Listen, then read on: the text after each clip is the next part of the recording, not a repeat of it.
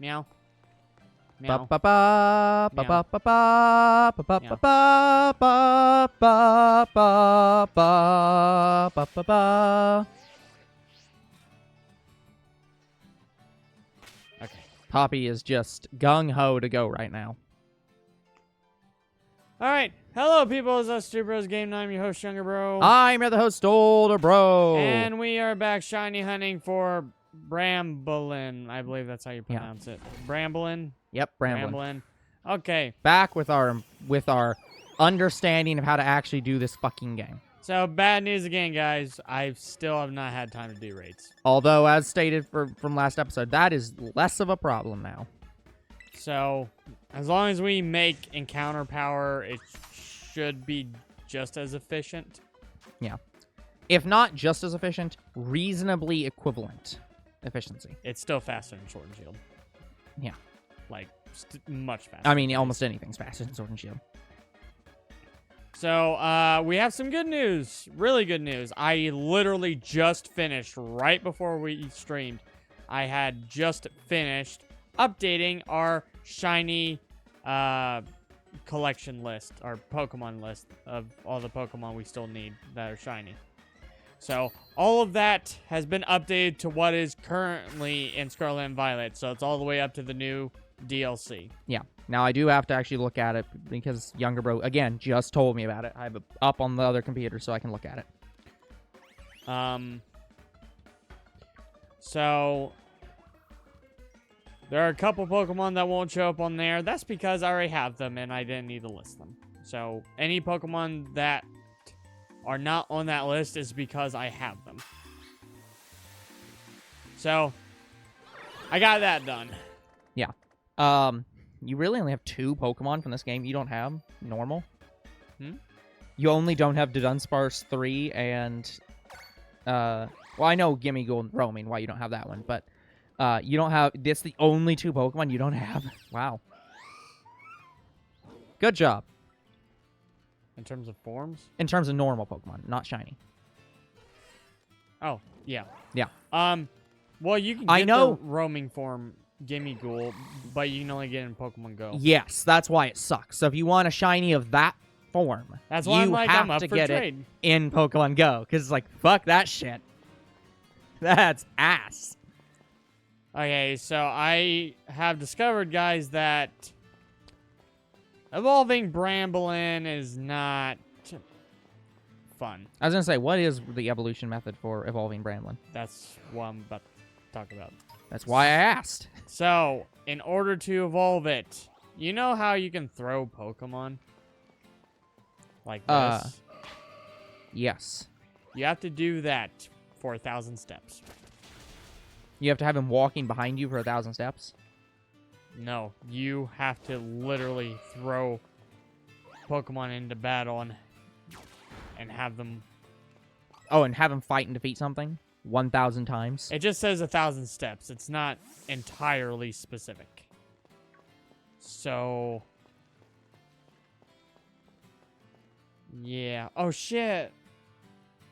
You know, I should probably be counting these. I'm just going to go up like 12. 1, 2, 3, 4, 5, 6, 7, 8, 9, 10, 11, 12. No, I'm 15. 13, 14. Okay. Yeah, it is just 1,000 steps while walking outside the Pokeball. That's it. Okay. So it doesn't have to fight anything. So you could just throw it out and just walk around, and it should be fine. 4. But that is still a pain in the ass. Yeah, it's going to be hard to find this thing at night. Honestly, I'm not even sure that's true, because I'm assuming that the green and white are going to be easier to see at night, right? I don't know. I'm not certain on it either, but, like... Not know. One big problem we're going to have with the Shepherd. Bramblin is that it's going to be very difficult to know... I guess this is true for all Pokemon, but I especially see this problem with Bramblin. It's going to be very difficult to know when, because this thing moves around so much, which ones we've already counted once. Yeah. Okay, guys. Also, there's no stream. It went to 0. Oh, that's good to know. Anyway, I have updated the team. These are the Pokemon I'm going to be using in the raids that I'm going to be doing. So I got Delphox in the game. Got Rayquaza. I have to level a couple of these to level 100. Got Jirachi, Slowking, Braviary, Hisuian form, Eternatus, Dedede, as soon as it shows up, Groudon, Ninetales. These are ones you got in trade, you said? Did you say you got these in trade? Or? No, I traded them to this game. Oh, okay, so they're... yeah, okay. Yeah, I get you. And I'm going to be using them for raids, not gotcha. trades. Understood. Yeah. No. I didn't think you were going to trade these. Riboombi. No. I got Mimikyu. Mimikyu just looks sad. And Gallade. So, I try to keep to the, my thing where I said I was a Psychic Fairy type trainer. So, I have a type. Yes, we know you have a type. Fairy. Glad that you've admitted it. But anyway, so I have a fairy or psychic for every type of Pokemon. Yeah. Oh, Gothita is here. Cool. Good to know. But yeah, so just to make sure that we're on that I'm correct on this. So is it outside of the legendaries and mythicals that there's no possible way you could get shiny outside of event anyways? Is it just the starters that we cannot wild hunt? We cannot wild hunt starters. But that is it. There may be some Pokemon I can only get by trade or evolving. Yeah, Sorry, but base evolving. forms of every Pokemon we should be able to get in wild through this method. Yes. Okay. So yeah, guys, so it's basically how this game's probably gonna end up working then is I'm guessing that it's gonna be we do this method all the way to the end, and then it's 9 slogging egg hunts. Because those are just gonna be such a pain in the ass. Or we intermix them somewhat. But it's like we're gonna have the game's gonna be split between 99% this and then 1% egg hunt slog. Yeah, we cannot egg hunt Paradox Pokemon, unfortunately, so that's not going to be a thing. Unfortunately, given this method, I don't think that's unfortunate. Like, well, some of the Paradox Pokemon are actually really difficult to find. Yeah.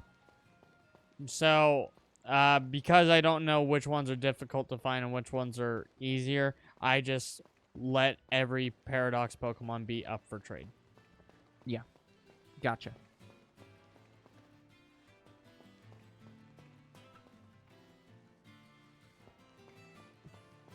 Because of the moon shining on the Pokemon, I thought that was it for a second.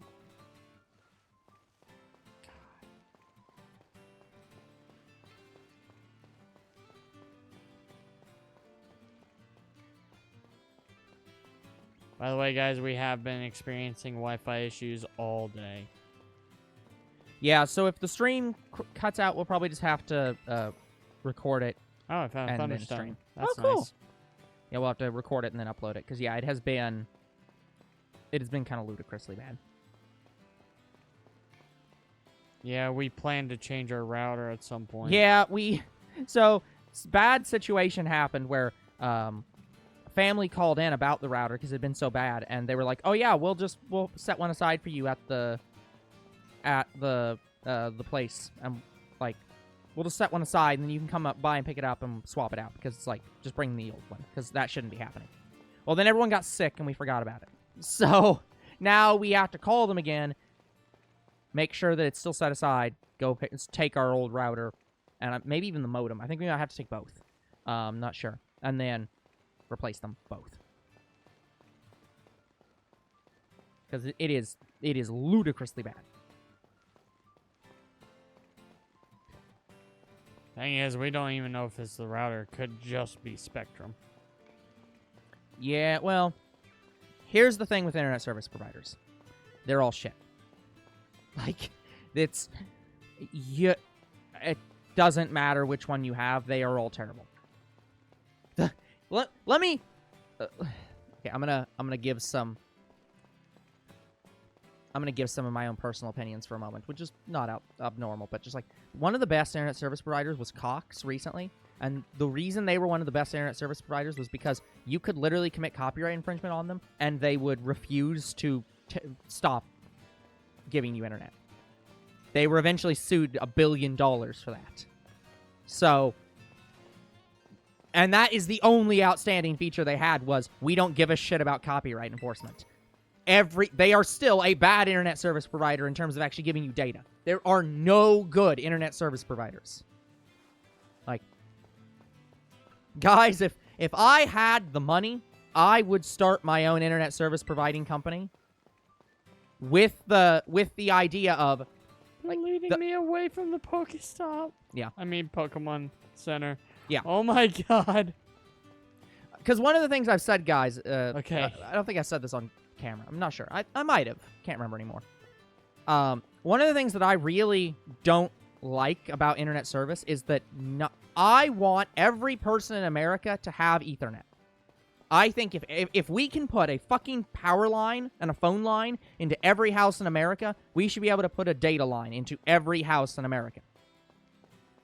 And I think that it should be illegal for companies to be able to restrict their own region of working. Like, maybe that's a bad way of saying it. Basically, it is well known that all of the internet service providers basically are friends with each other. And so there's Spectrum and Cox and all these other companies, and they don't really compete with each other much. They basically set up, you're going to operate in this region, you're going to operate in this region, and we just won't really compete with each other much. So, I don't agree with that. Oh, I think that the Ethernet cables should go to every house, and that the companies should have to compete for service. So you should not have to come out and set up a new line to have a new service provider. It should just be you switch from AT&T to Verizon. Same thing with internet service providers. You switch from Cox to Spectrum, or you switch from Spectrum to, I don't know, whoever the hell else. I really don't know that many internet service providers.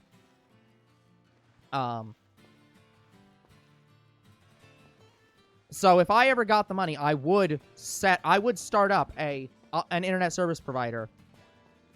Well, assuming I had the know-how and assistance to do so. But I would set up an internet service provider with the goal of, we are going to be an Ethernet-only internet service provider. We will work with cities and states and invest in the infrastructure and build to every house. And preferably, I'd like to have local service. I don't like call centers in India. So it's like, you should be able to have a call center, maybe not in every single city, but you should never be talking to a call center not in your state. And honestly, it should be more than that. I think it's not even just like, oh, if you're in New York State, you should have one call center in New York City. It's like, you should have more local service than that.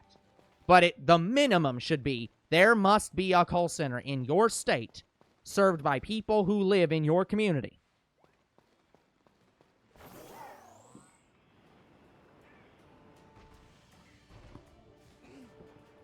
I could be doing this a little bit faster. Yeah, just a little bit. The reason I haven't been on Miraidon is because of Diglett. And also because, the Pokemon we're looking for moves. Yeah. You know what? Fuck it. We've been doing fine. Oh, the other thing I would not include in my hypothetical internet service providing is I don't agree with data caps.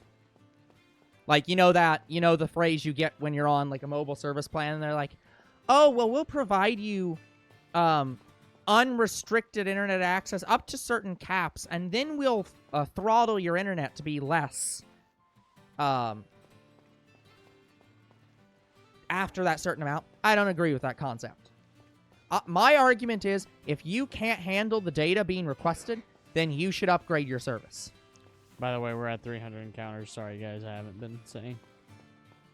Sorry, we're only 20 minutes into this 3-hour stream, and somehow we're already up to 300 because this is so fucking ludicrous. in terms of I could the be number you can counting see. the same Pokemon That's what I'm saying. twice, It's and I so don't know. hard to know. Especially with Bramblin. With other Pokemon, it's not going to be that hard because they don't wander this much. But Bramblin Is a wanderer. it roams the wilds. I was just gonna say it's a wanderer. Yeah. Oh. Same thing. Hey, Mousehold. Or is Mousehold the first one? No, Mousehold's the evolution. Shit! I think I missed putting that in. I can check. Yeah, put Mousehold. Close the trade. Open. Sorry, no, yeah, close trade.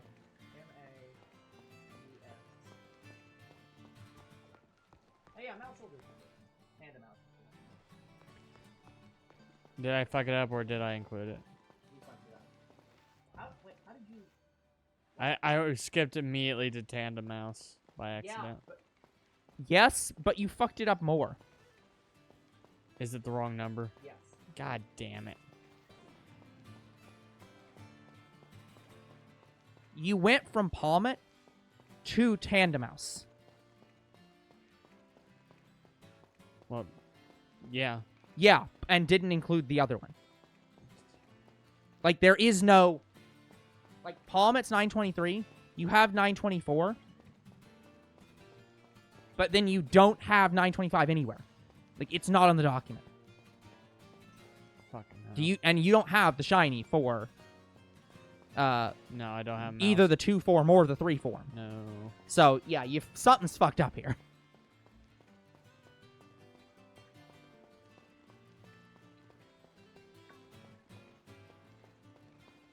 I was looking at the decks at first in game. And then I discovered, oh fuck, they didn't put it in the dex order, so some of those should be correct. I believe after Mouse. Yeah, sorry, Tandem but Mouse yeah, is here's correct. the thing that I was trying to say that you screwed up though specifically.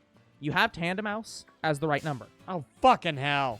but then you have Tandemouse family of 3, Yeah. which no, Tandemouse is the 2, the unevolved form.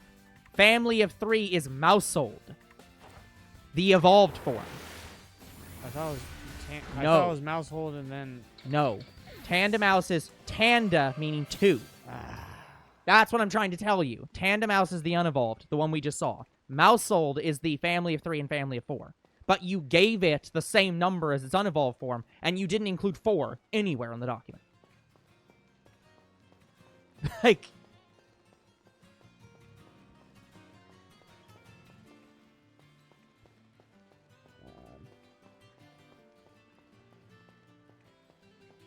yeah, so I missed Family of 4 and Family of 3 and put them on the wrong Pokemon.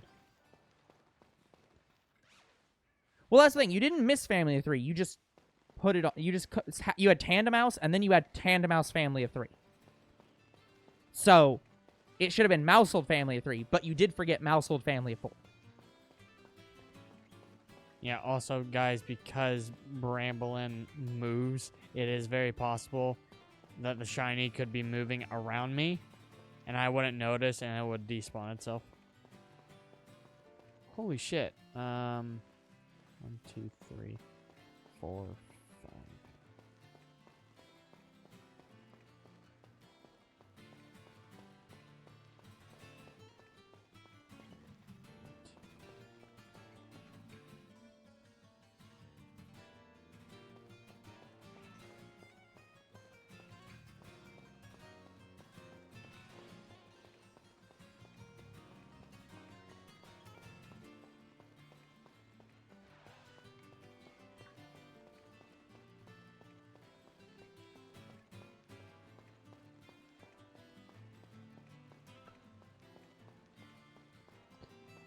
I do see Bramblin sleeping occasionally.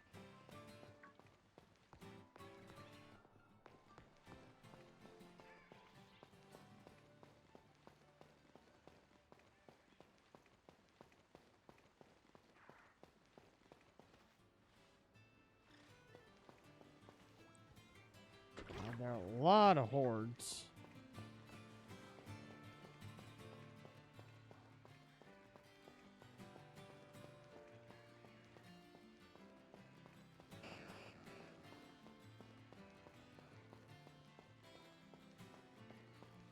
But yeah, no, you're yeah. Outside of that, I don't see anything immediately. So you might have missed something, but not that I can tell.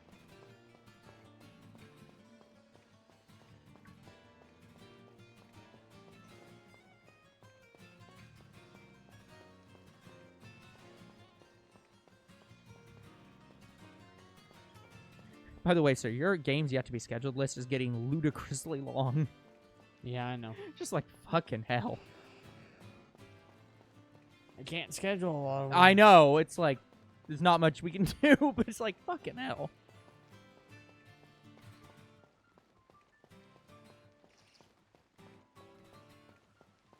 Damn it, because of the light, I thought that was it. The sun shimmers on these Pokemon. Yeah, for reference, guys, I have like 32 series in my games yet to be scheduled.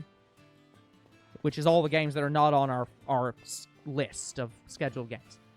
Younger Bro has 103. So he has like over 3 times the number of streams that I have in the schedule later. And I think it's about the same for Let's Plays. One reason why is probably because I play on everything. So I have more options. Well, the other thing I think is that you have a lot. Your interests are a lot more diverse in games. I have a much narrower set of games that I'm interested in playing. That's what I'm saying. I'm so more diverse. I'm not. But I'm just saying, not even in terms of console. Like, there are a lot of games on PlayStation, sure, but there's a lot of games on PlayStation I just don't give a shit about. So it's like there aren't many games that I feel like, oh, well, I'd play that, but it's on PlayStation, or I'd play that, but it's on Xbox. So, yeah. Yeah, unfortunately, guys, I can't just stand at that point and just keep going in and out because I don't think this is going to be a Pokemon I can easily spot. I was going to say, it's like, yeah, you could, but it would be difficult either way because you'd have to spot it. The only way I could really, really tell if I could tell apart between brown and green. Mm-hmm. Yeah, and it's kind of hard to know that until we see the shiny in world to know how visible it's going to be. So I think you're right that the good method is to walk up to it and confirm. You must inspect.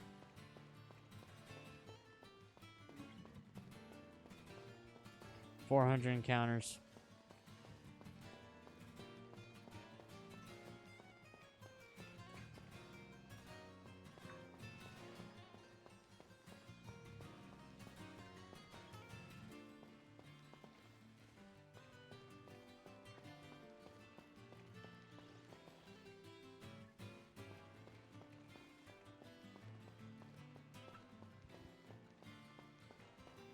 Yeah, also it's a little bit like tanner. The arms or hair, the rest of its body. The rest, where you see the orange is a little bit tanner. Yeah. So I'm looking for that too.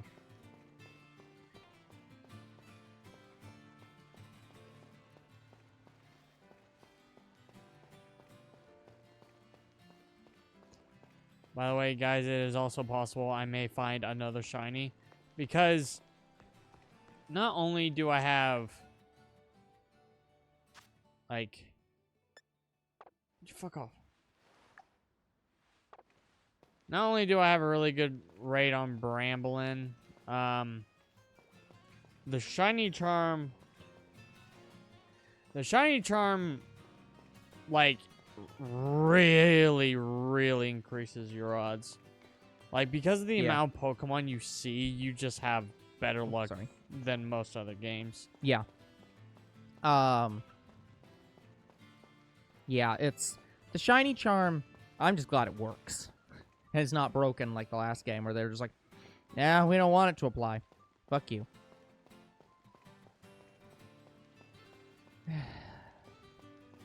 But yeah. No, as I said last time, with how good this method is, I do think that this method...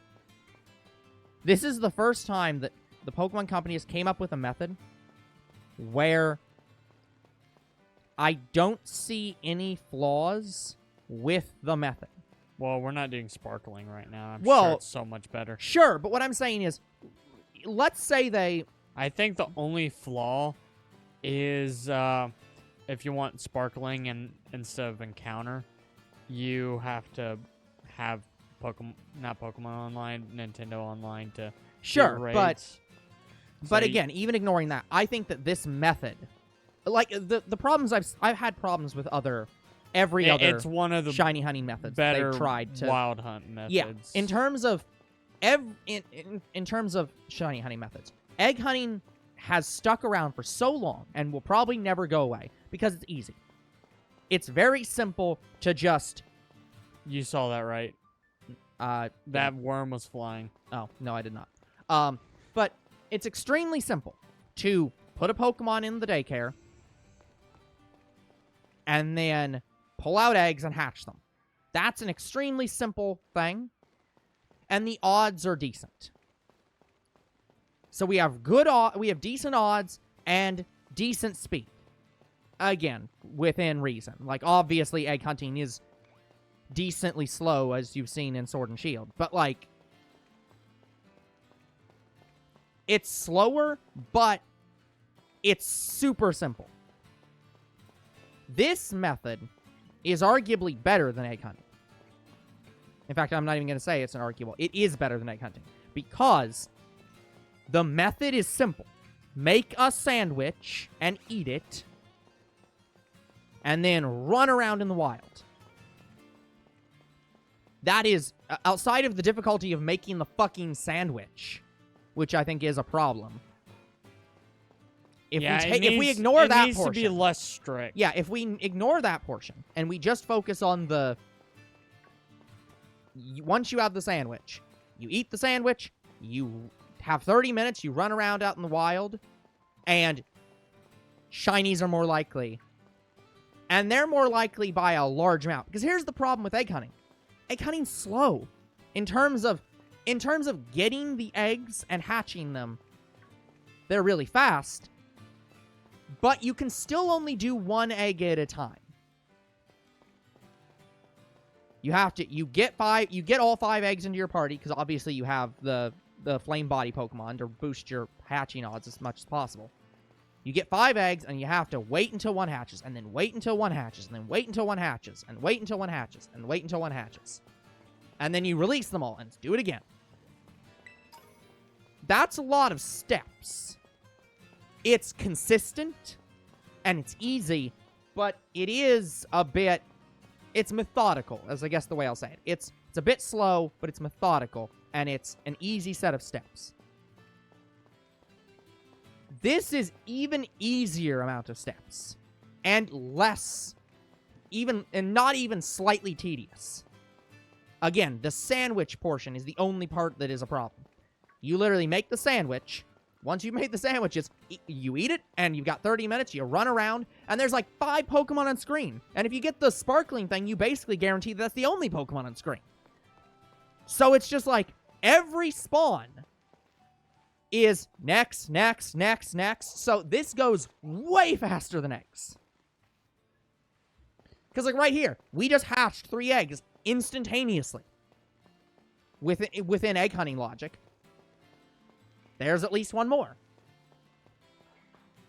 Just like that is way faster than eggs. Way faster than you can get and hatch them. Yeah, I don't know if it's just as good as like SOS hunting, but it's... Yeah, that's the thing with, like, SOS hunting was fine. Like, it was a fine mechanic, but like... But it's comparable. It's comparable, but it's also a bit of a pain in the ass as well, in the sense that because like, it's an in-battle mechanic. As long as you had a team that knew false swipe. Yeah, you basically had to get it. You had to get a team your with every Pokemon having PP. false swipe, and then PP restoring moves, and you just kept going. It wasn't bad either, but then it was really, really fucking good. 500 encounters. But I don't think there's any game like this. That's the thing about this method. This method is fast because what you're doing. What you do with egg hunting, and what you do with this hunt, and all shiny hunts in general, maybe is you're playing the Arceus odds. would be just as good. Arceus encounter rates are Maybe. still Yeah. more disgusting. But here's the thing. The reason this is so good of a method, and why I think this should become a permanent mainstay of the franchise, is that when you shiny hunt, you're playing the odds. I'm going to compare this to gambling. Your odds are 1 in 512 with egg hunting. So every time you get a new egg, you are rolling a dice. You're saying, shiny, yes, no, shiny, yes, no. And odds are 1 in 512, you get yes. It's actually way more than that, I think, but with the shiny charm, it becomes 512. Whatever. Optimal odds is 512. And here's something that I've talked with my friends about this. So you know how when you're doing odds, every single instance is, how's the best way to word this? It's okay. You know that common thing where you flip a coin? Yeah. And it's heads or tails, it's 50-50. And people will tell you, well, it's a fallacy to say, well, I flipped 10 coins and got no heads, I only got tails. So therefore, I'm more likely to get tails next. That's a fallacy. Because it's like, well, each coin is independent. Every single coin flip is 50-50. And it's like, yes, that's true. It is true that every single coin flip is 50-50. But it's also a fallacy to say that it's unconnected. Because when people say that, they're looking at each individual coin flip individually and saying, well, it's 50-50 chance. But when people say they're more likely to get heads now because they got 10 tails, they're not looking at the individual statistics of the coin flip. They're looking at the state of all coin flips at once. They're saying, well, I got 10 tails, so that's 1/2 to the 10th power, which I can't think of 2 to the 10 off the top of my head. Is that like 1024? I don't know. It's a very small number. Well, 2 to the 10 is a very large number, but you know what I mean. It's 1 in 2 to the 10 is a very small number. And what they're looking at is saying, well, if I look at how many tails I've gotten, and I know the target statistic is 50%, I know that a non-weighted coin is supposed to get 50%, then what are the chances that the stats get more, that go further away from 50% versus get closer to 50%? And in that case, it is more likely that you would get heads next. Because, statistically speaking, you should be at 50%. You're at 90% tails. That's an error of 40%. So odds are, over more and more coin flips, you should stray back towards 50%. So, in those cases, yeah, you can say it's more likely. My sandwich ran out and I didn't notice. Oh. Yeah, it has been 37 minutes, so that is about right. But point is, statistically, in quotes, yeah, it is more likely you'd get heads if you got 10 tails in a row. Because the chances of you getting 11 tails in a row is so much smaller than the chances of you getting 10 tails in a row and then a heads. Well, sorry. Maybe I should say that differently, because those are actually the same statistic. It is more likely for you to get 10 tails and 1 head than it is for you to get 11 tails. So it is statistically more likely for you to get heads in that situation. I need to be able to even see though they're this. both 50-50. I need to be able to see this timer at all times. Like, Yeah. Yeah, if they had a timer up on the top left of the screen, it'd be really nice. We could, that's something else we could do. We could do if we could figure it out, we could put a counter. Like, we could try to put a counter up in the upper right of the screen that says, like, that counts up from 0 to 30 so that we know how long we've been doing this. I don't know how we'd do it, but we could figure something out. So, anyways, all that to say, that's what shiny hunting is. It's playing the odds. It's saying, well, it's still in the sandwich. I think it's it not went under happy. the tomato. It did. The tomato somehow raised up, which is weird. But it is still on the sandwich. Just pray to God. It should still be on the sandwich. Anyways, point is,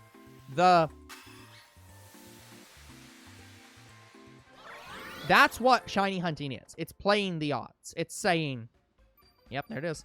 It's saying, well, I've gotten no shiny. I've gotten a 511 and 512 odds 700 times in a row. So therefore, what's more likely? I get another no shiny, or I get one shiny the next time. And statistically speaking, after a high enough number, you should get a shiny by that point. That's why Younger Bro looks up those statistics that say, like, oh, the actual shiny odds are like, you should get one in 5 or 1 in 1,200. Because that's calculating the actual odds based on that statistical analysis. It's looking at, well, I've gotten it 1,200 times in a row, no shiny. It's now 95% that I should get one by now. So, I believe that's called, it's basically bell curve distribution. It may not be bell curve, but it's distribution. Statistics. So. And that is correct statistics. This is why statistics are fun. You can use them to say whatever the hell you want. And as long as you're both talking about the same thing, you can be right. Or you can both be right. So, it's weird. Point is, I'm kind of taking a very long time to say what I really wanted to say, which was, the reason why this method's so good is that because you're spawning multiple Pokemon at once, you are increasing that statistical odds faster than egg hunting can. By a lot. Like, we just got 5 Bramblin on the screen at one single time. You can't hatch 5 eggs at a single time. A Pokemon can't lay 5 eggs at a single time. Oh, sorry. Your basket can't generate 5 eggs from nowhere at a single time. Sorry. I keep forgetting that Pokemon don't lay eggs. Because then you'd have some idea where they come from.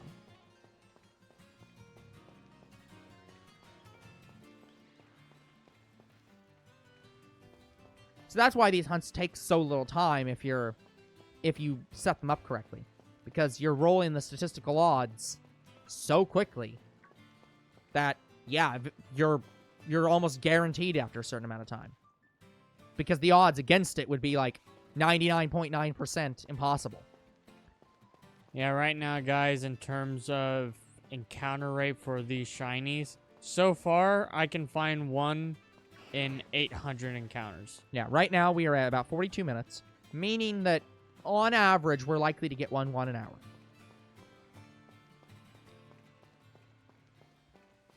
I guess it depends on the Pokemon, too. Yeah.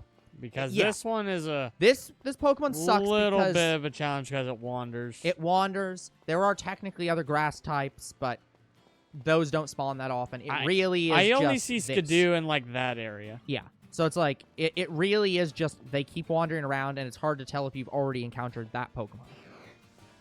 Oh, shit, they explode. Yes, they do. I mean, I'd be upset if they didn't. Like, they're meant to explode. They must explode. So, sorry that I've went on a very long tangent. I mean, it's not really a tangent. It's on topic, but very long diatribe about statistics. Again, 600 encounters. What would I'm sure Mr. B is going to be very upset if he heard any of that and is going to be critiquing my knowledge of statistics. What's going to be terrible? Sorry, not terrible.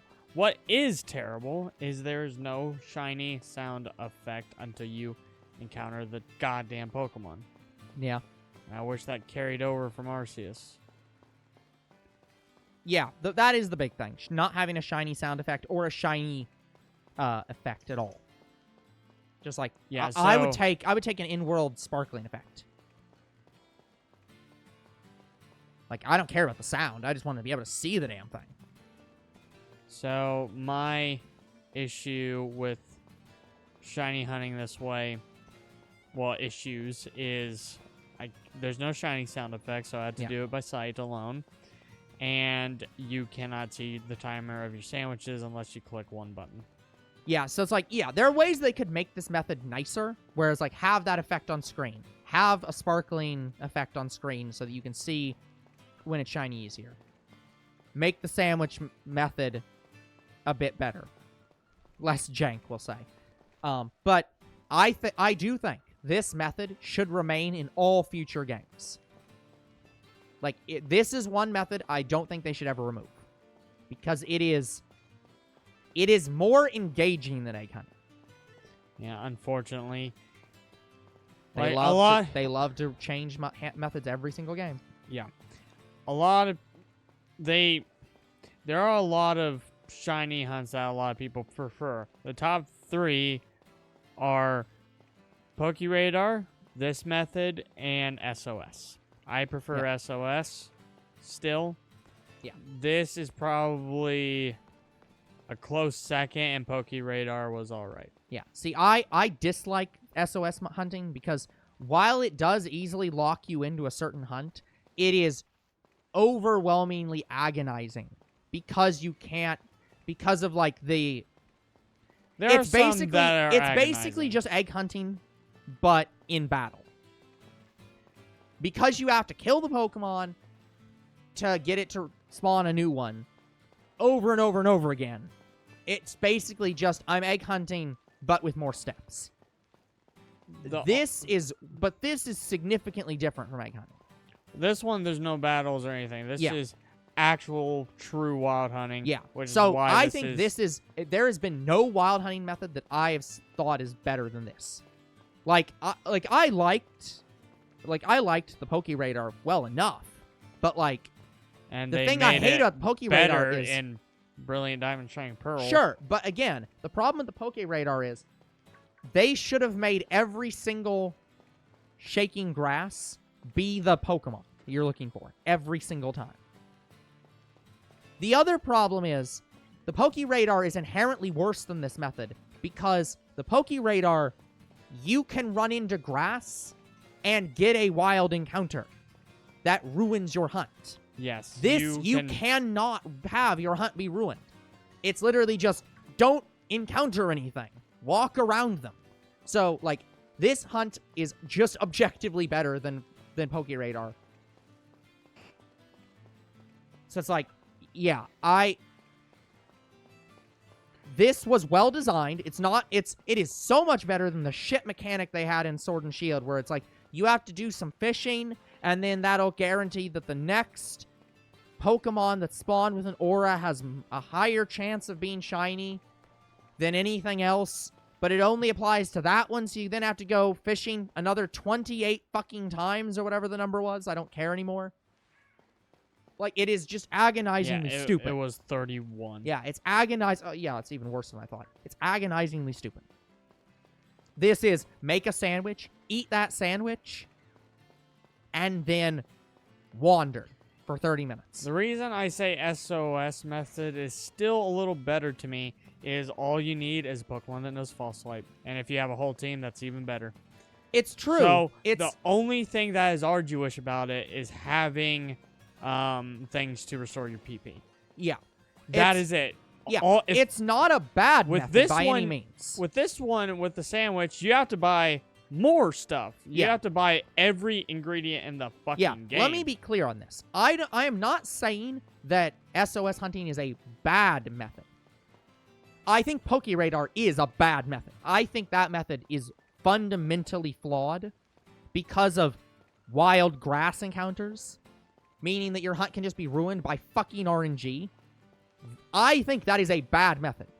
I don't think that the in-battle SOS hunting is a bad method.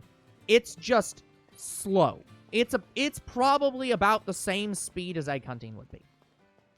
It's fine. This method is just objectively better than any other method the Pokemon Company has ever developed. It is better than egg hunting.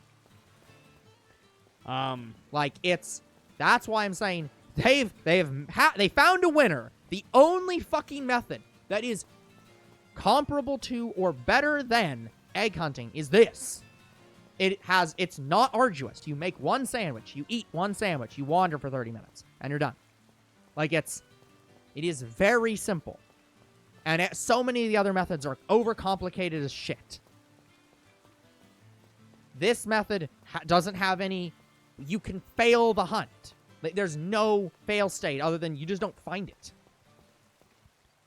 Also, yeah, I want to give praise to also Let's Go Pikachu and Arceus. Their wild encounter rates are... Well, Arceus was godly, and... This one is good. Let's Go was supreme. Yeah. This one is... It's just good. Good. It's not... Yeah, I'm not saying that this... They could do things to better this hunt. They could make the rates higher, but, I think that where they have it now is great. Do not remove this method. Don't change a thing. Bramblin actually pops out pretty good in rain. Again, sorry, I should say. I'm saying don't change a thing in terms of don't change the odds of these Pokemon being shiny. Don't change the spawn rate. Do fix the there is no shiny effect on screen or in audio. And do fix the fact that the timer is not displayed on screen. 700 encounters. And preferably make it so the sandwiches are less likely to fail just because the sandwich physics fuck up. Again, I would take somebody that you could pay, if I could pay somebody $50 to make or 50 Poke to make the sandwich for me, I'd do that.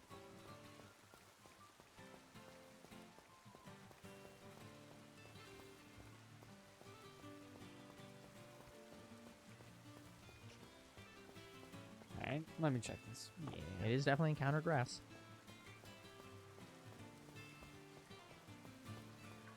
I mean, this is the sandwich that we've been using since the last stream, so it's definitely still encountered grass. Yep, and guys, once we find both of the Bramblin, I'm not doing another grass type after this. Yeah, Younger Bro's already decided no more grass for a while. He wants a break. So if that means I have to prepare another sandwich, I'll prepare another sandwich. It'll take me a little bit to go get the ingredients. I don't care. But I don't care.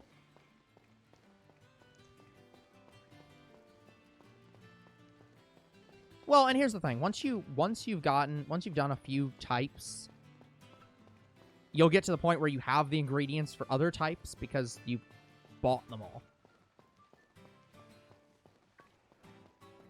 Because there's obviously going to be a lot of overlap between a lot of these sandwiches. Let me see if I can find a picture of...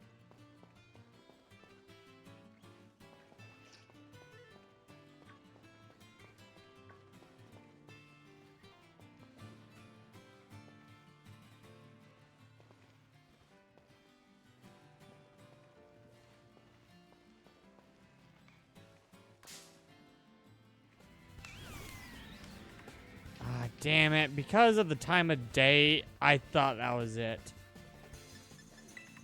The twigs on it looked a little wider. Damn it. Stupid.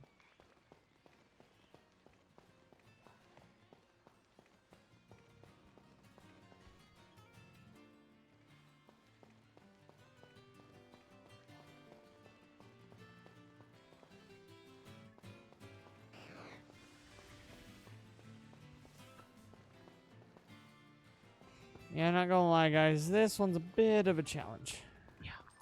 I'm trying to get a good picture in-game to try to get an idea how easy it's going to be to see this. And by the way, guys, Shiny Vroom is bronze. So Yeah, it's literally a bronze engine, which I love. Just looks so good.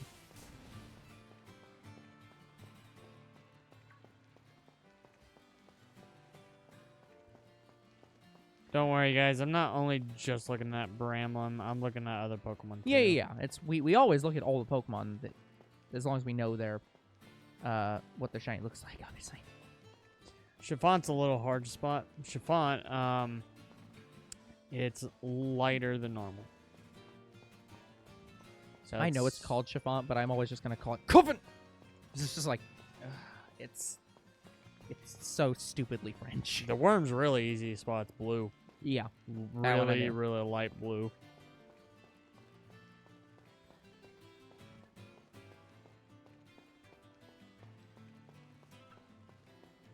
Like we talking like ocean blue.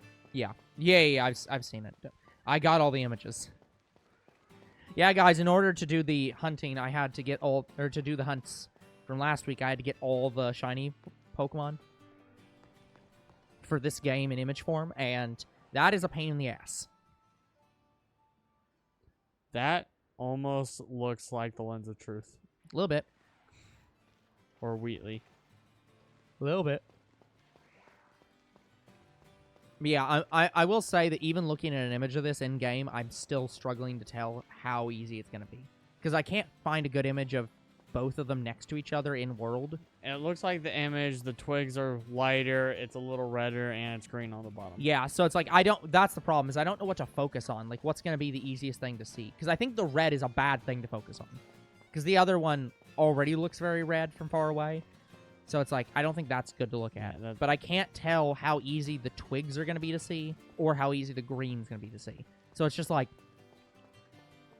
it's a pain all around. I just believe I haven't seen it yet, so... I mean, that's good to believe. Wait, hold on. Look at the sandwich again. That one says grass fairy ice, right? Mm-hmm. The last one I swore it said grass dark. Oh, maybe I fucked it up in some way. Well, you use the same sandwich either time. That's what's making sure, like, it doesn't randomize that, does it? Because I was like, what? Coven! Younger bro's checking. It's because of the time of day. Yeah, I couldn't tell either.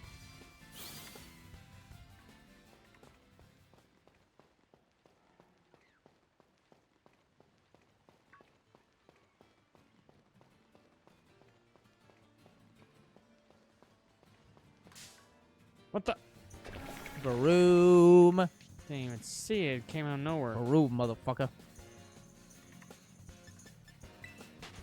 Oh, that's cool. You can see shooting stars at night. I like that. Yeah.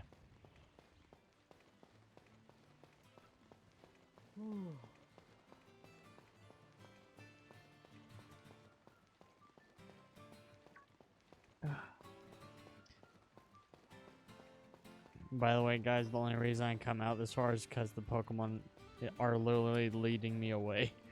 Yeah. So I'm just like, well, gotta check them.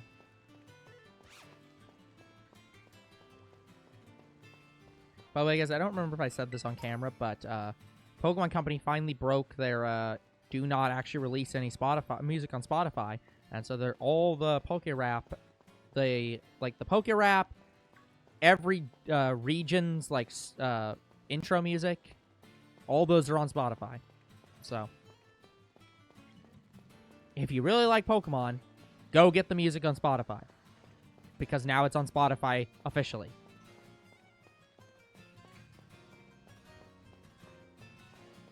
I need to go back through my playlist and remember to actually put all of them in there. Because I have some of them, but I don't have all of them. I just loved the whole Pokerap was in there. 800 encounters. 800 suspected encounters.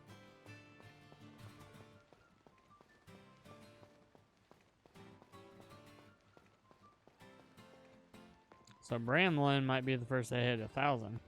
Could be. Because again, it's so hard with it wandering to know how many we have. Oh, well, I'm the type of guy that likes to roam around. I'm never in one place. I roam from town to town. I'll admit I'm getting a little bit woozy from the camera, which is a bad sign.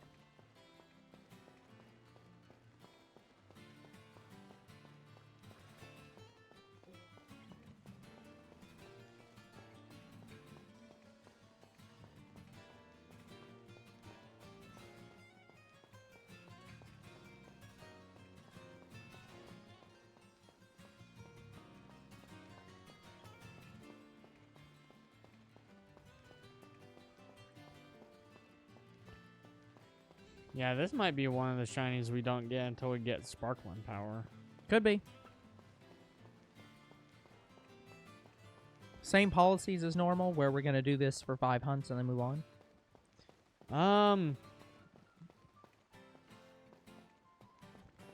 Don't know yet. Okay.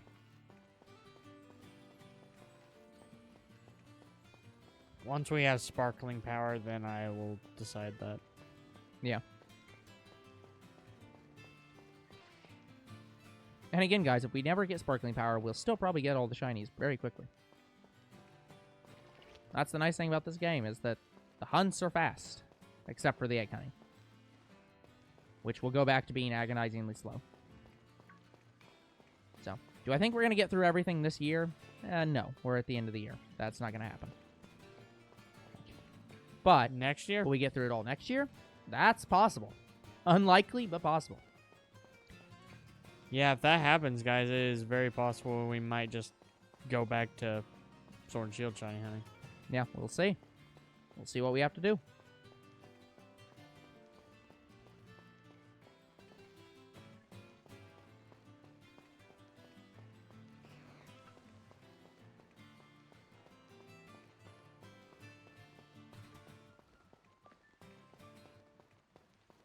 I like how it rolls back and forth, weirdly. Yeah. It's trying to decide its pathing. It can't decide. Its pathing is very confused. I'm going to have to make another one here in a little bit.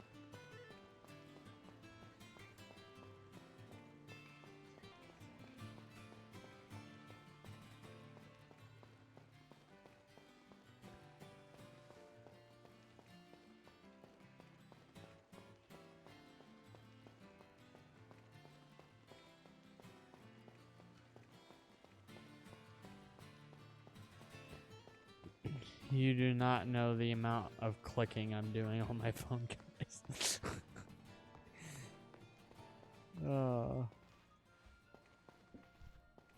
Okay. Like how quick I have to be and how much I have to count. Hey guys, my stomach is feeling like crap, and I think I might be slightly overheating. So I switched to my stream shorts, which are a little bit cooler. You did eat McDonald's. Yeah. I don't normally have this much problem with McDonald's, though. Well, I do almost every time. Yeah.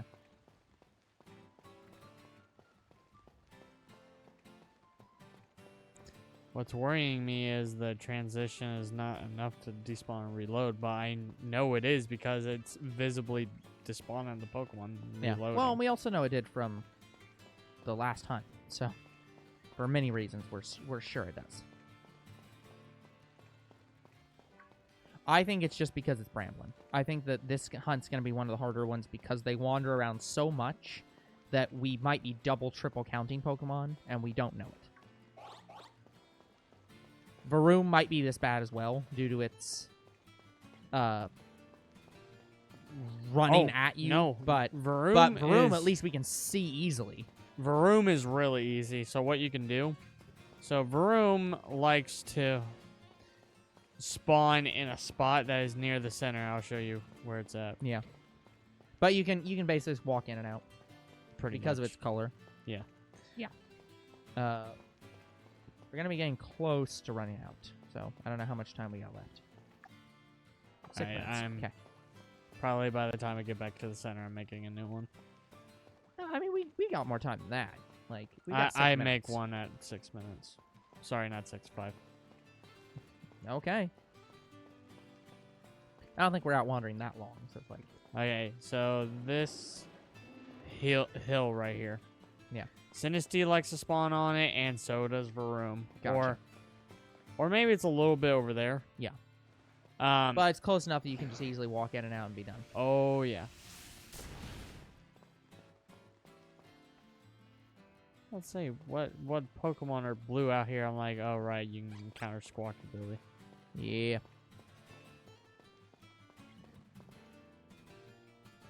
Probably good to respawn and then walk one more time.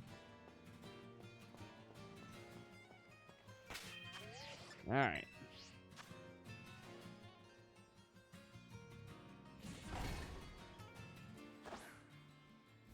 Yeah, again, guys, apologies. I did not get to raid at all. I was literally about to. Then I'm like, Yeah, well, we're having the internet issue. Yeah. What can I do? Well, I had to reset the internet because the streaming computer could not actually get any internet. It was at 0. So it was real bad. so guys, I just worked on our shiny list. I know that needed to get done because we were shiny hunting in Scarlet Violet.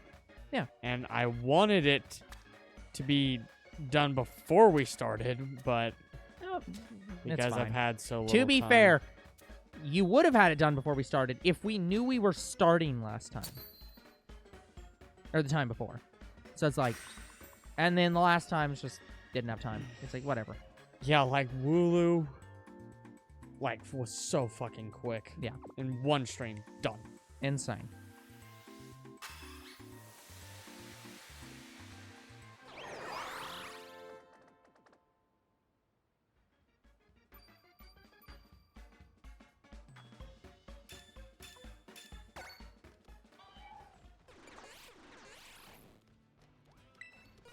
And off we go. First I thought that Ghastly was shiny. Like, what the fuck? 900 encounters. Yeah, shiny Ghastly, you can easily tell. It's like red. Yeah, it's like, nope.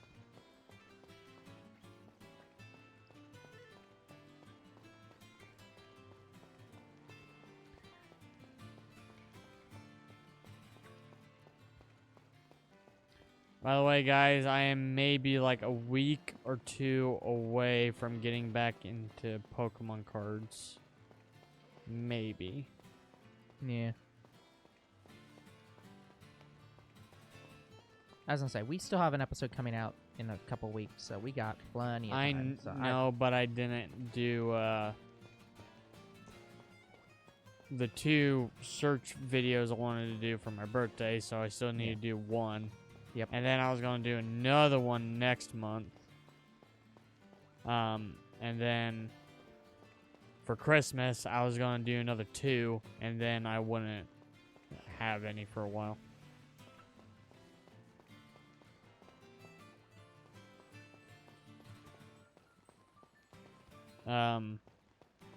Then while everybody was waiting on Search for Marnie, I was doing Search for Poppy. Uh-huh.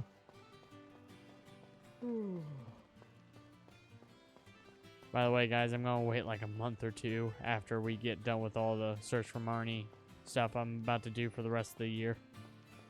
So, after a month or 2, then I'd probably be back on Search for Poppy.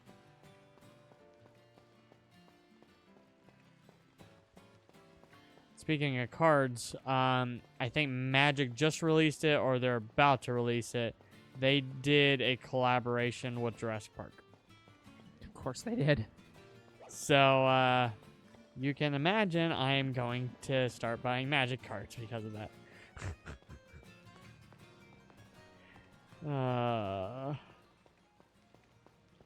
Everybody's really wanting the Jeff Goldblum card.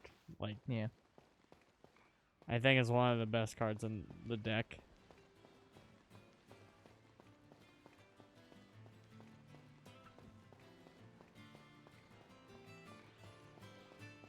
But I can't have too many other cards, guys, because I just don't have the room in my room.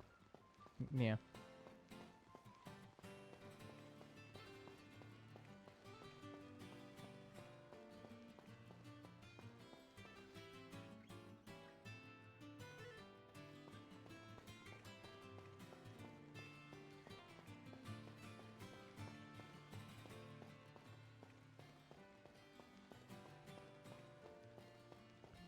Yeah, really watch up here because I think they can spawn up here too. Yep.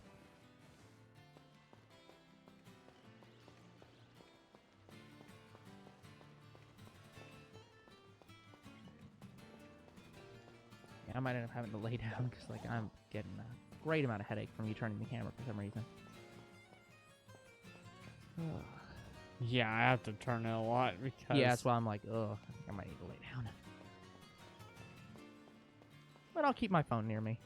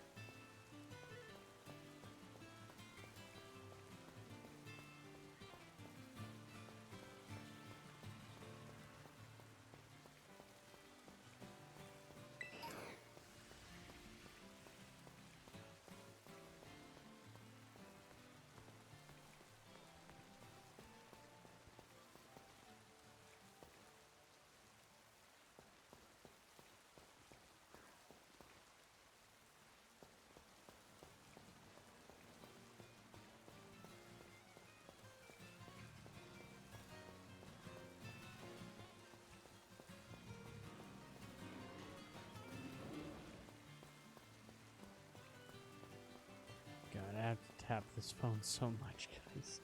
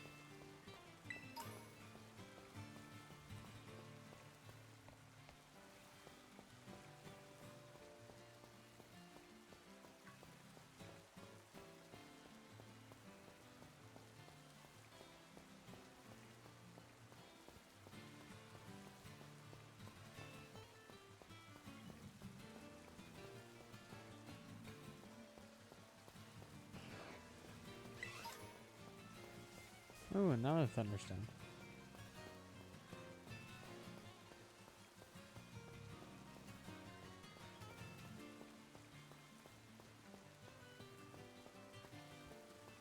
$1,000 encounters.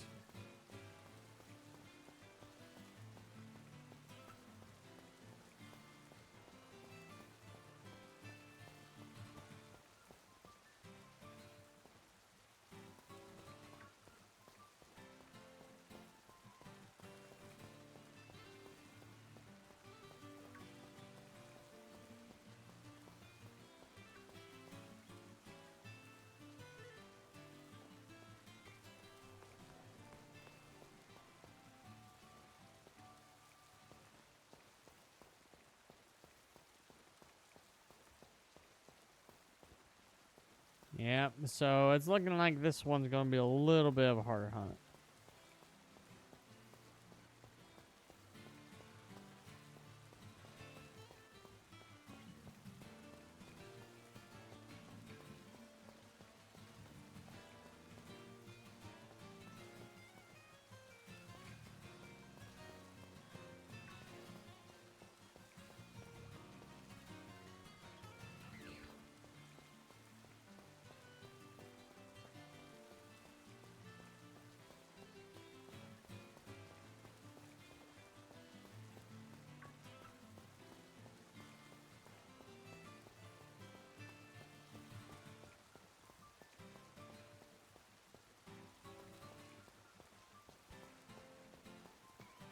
Yeah, guys, I don't know if there's anywhere better that I can go. I could just wander this place without resetting. Maybe that's a better way to do it.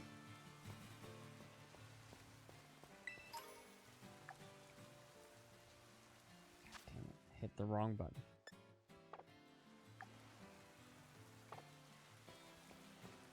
No, I can try wandering aimlessly to see if I can go find it. Let's switch it up a little bit.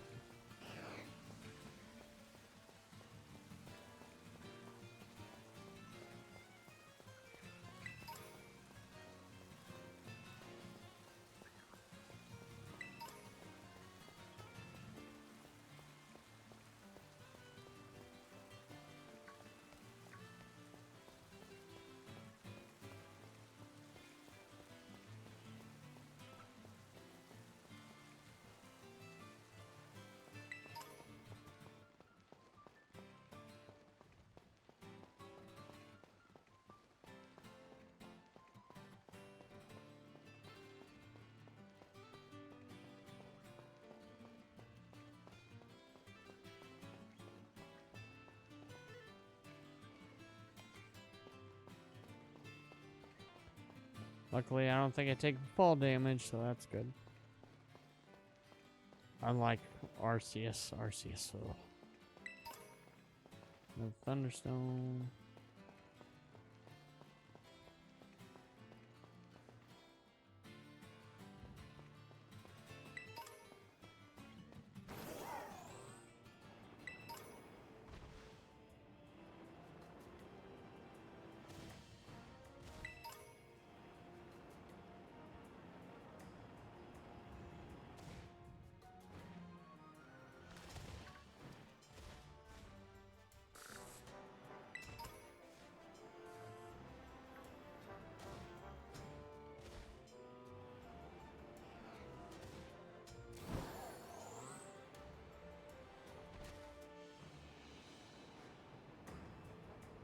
You need to do.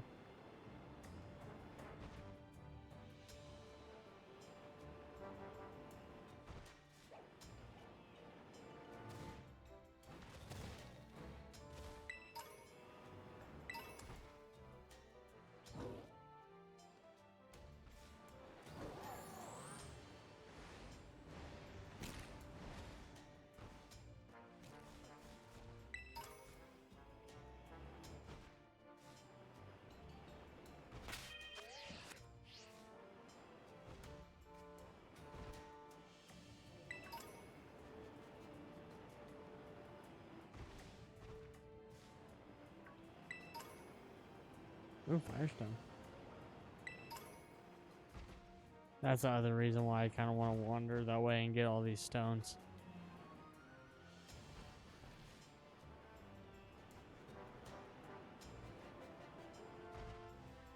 Anytime I pass a Pokestop, I think I can reset it. Can I? Nope. Damn.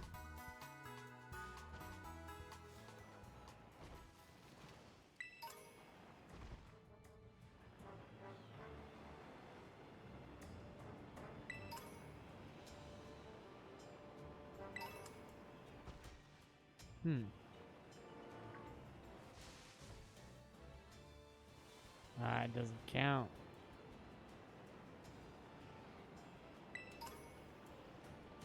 I'm also looking to see if there's anywhere better I can reset.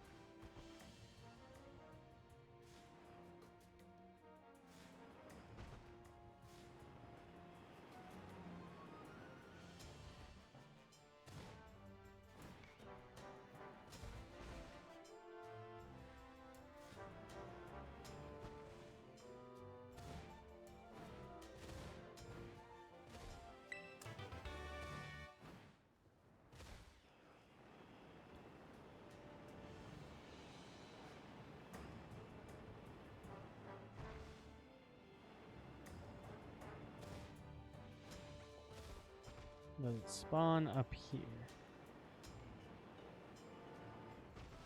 Oh, Oh, just reset it.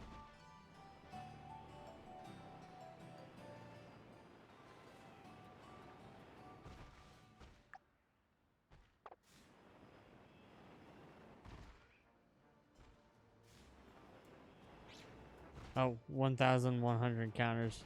We had it for a little bit.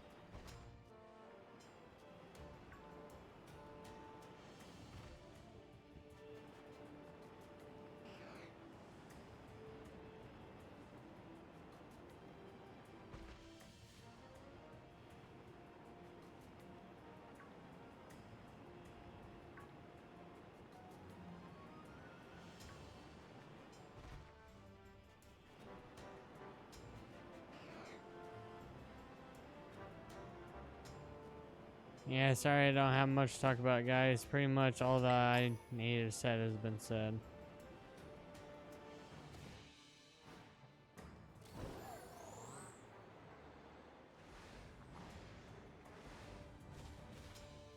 Gotcha.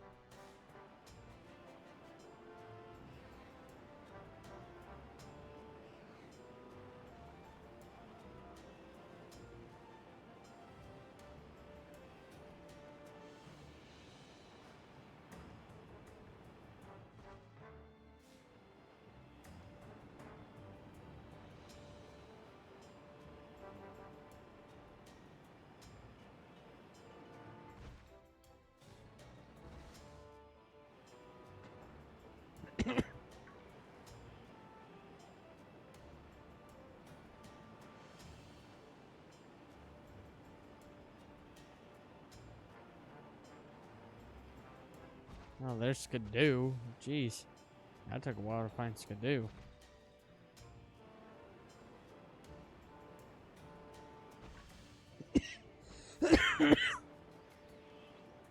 Yeah, with where I was going, guys, that was the first Skidoo I've seen.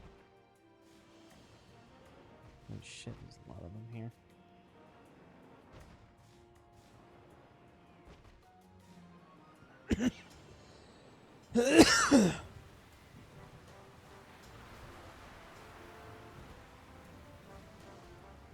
Oh, when it's windy, they roll faster.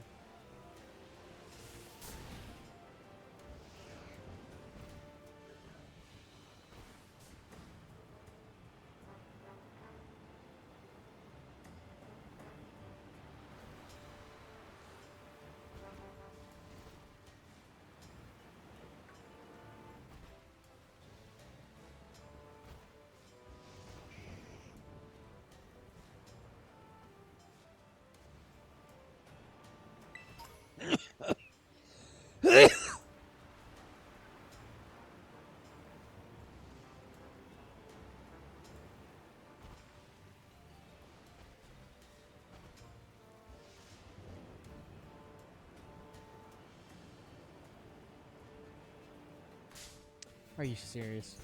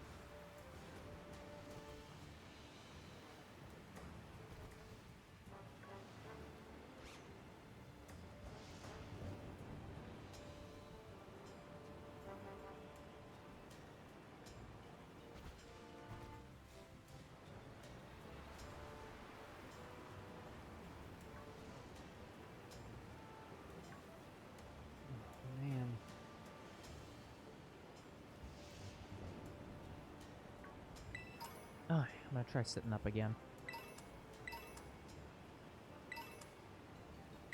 Diglett Dirt! Yeah, I saw I just that. noticed that one. Yeah. 1,200 So, encounters. just to be clear, dirt is usually a euphemism for shit. So, we talking the actual dirt off its body or its shit? Because, like, that... I don't want Diglett poop. Thank you.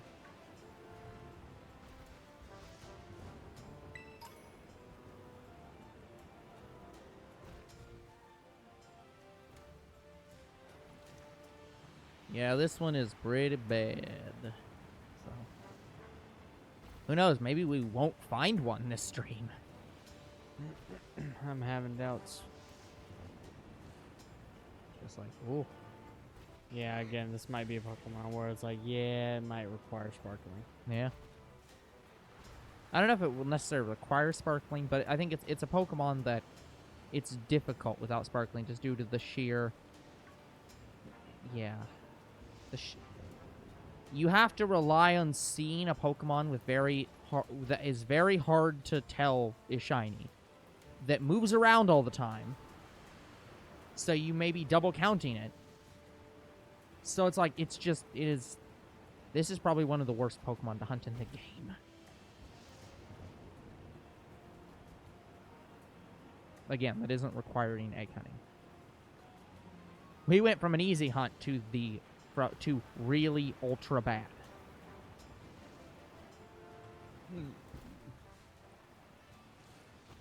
Like, it's pretty much the only grass type that's spawning, so I'll give it that.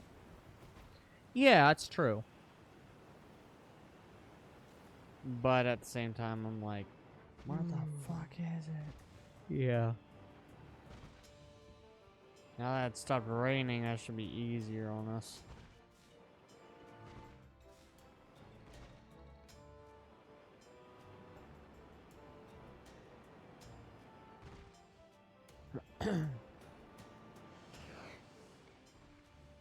Yeah, guys, and I'm not even staying around the Pokemon Center. Like, I'm going out in the world looking for it, and I've still not found it. I thought that was shiny. That room, I mean, we'll take that too. But it's because of the position of the sun made it look bronze.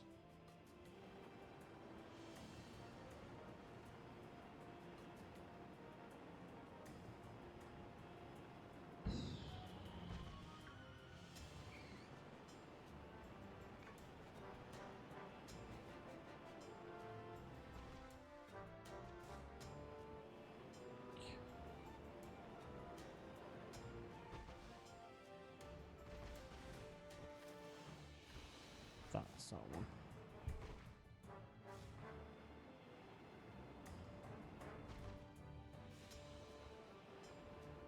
There's a lot of Skidoo. Yep. Unfortunately, we're not hunting that right now.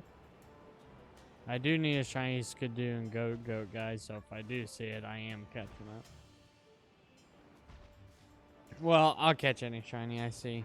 In this game, there's no punishment for catching more shinies. Well, it's like they're just free trade fodder.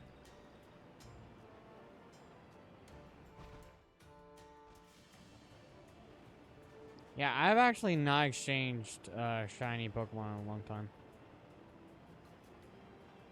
That's not usually having good internet is, yeah, helps with that. That's usually because I'm wonder trading for shinies, and that's when I usually trade, and I haven't done that in a long time. Long time.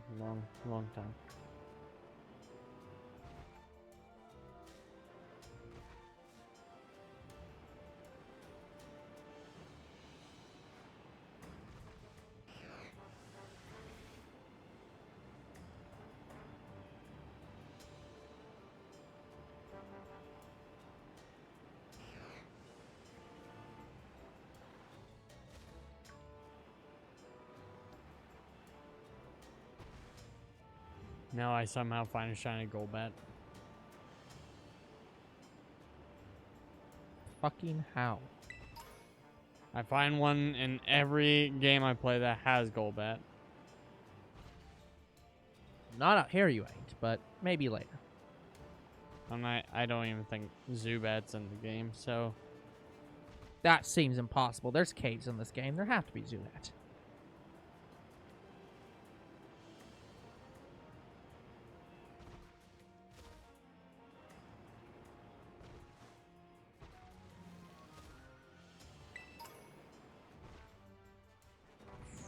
Does that cave respawn you? Behind you? The cave? Probably not. I was Still gonna say, this part of would- the same area. I was gonna say, because this would be a pretty good spot if it did. No. And we don't see any Pokemon. 1,300 encounters.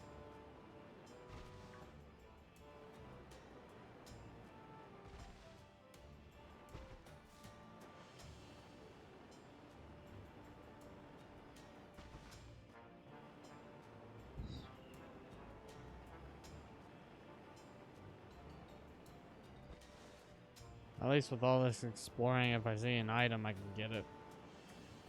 I was gonna say, the other nice thing is that by the time you get back to the Pokemon Center, there should be almost no chance that anything... And 5 minutes left. there should be almost no chance that by the time you get back to the Pokemon Center, anything that is there is stuff you've already seen. So you should be guaranteed to not be duplicating those at least.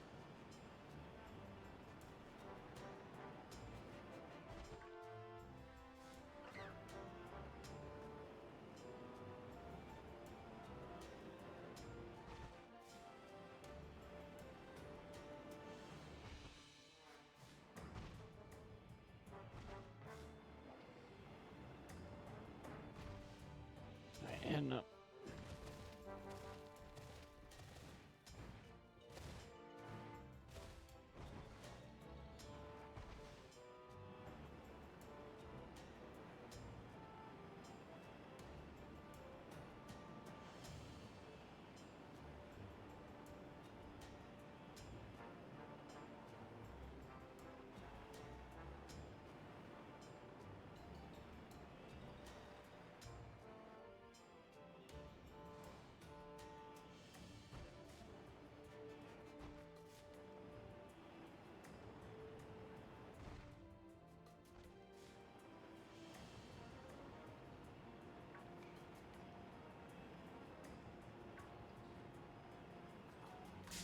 what the?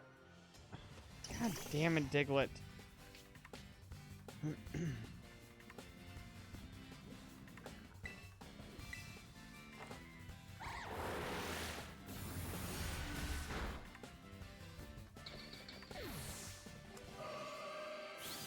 had to faint Dugtrio too.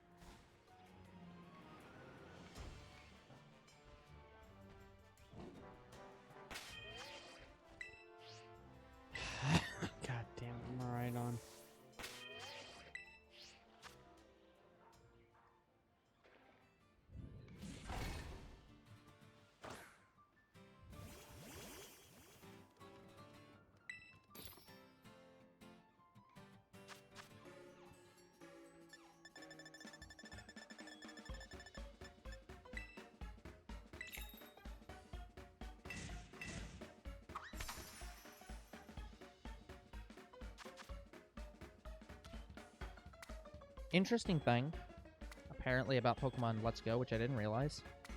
It's actually impossible to get a legitimate shiny Mew in those games. Yeah, you can only get the shiny Mew in Pokemon. Well, in Pokemon Go or Let's Go. In Let's Go Pikachu. In Let's Go Pikachu and Eevee, you have to trade it from Pokemon No. Go. According to Bulbapedia, the game actually does not allow you to transfer shiny Mew into Pokemon Let's Go from the Go Park or from home.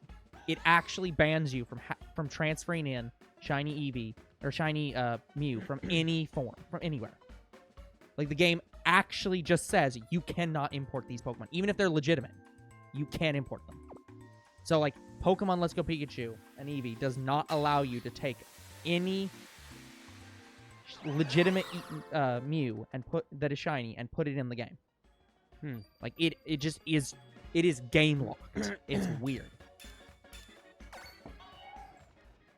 Because I just had to read a note on it, because it's just like, because, for example, I was people talk about how, like, oh, you can't get Mew shiny legitimately, which is not true.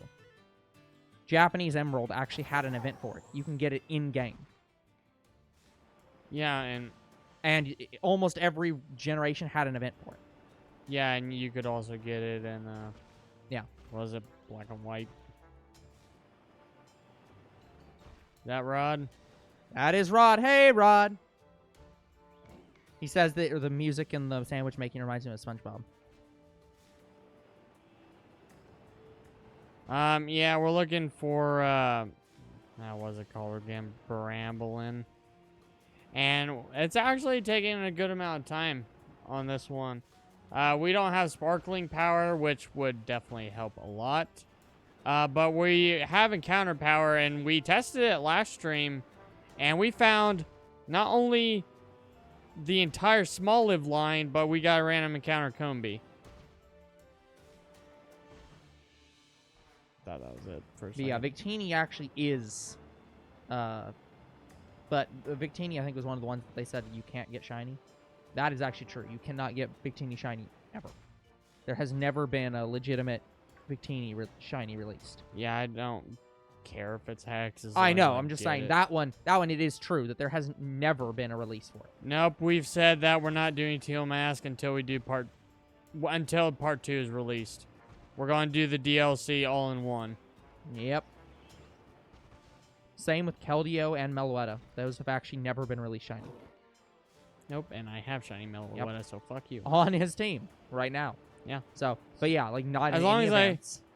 Well, I am going to use it in raids, actually. Yeah. Apparently, the Pokeball pattern Pavilion has never been released shiny, ever. And I have that, too. Yep. The Fancy pattern Pavilion has never been released shiny. Or, it was actually, released shiny in this game. And nowhere else. Hoopa and Volcanion have never been released shiny.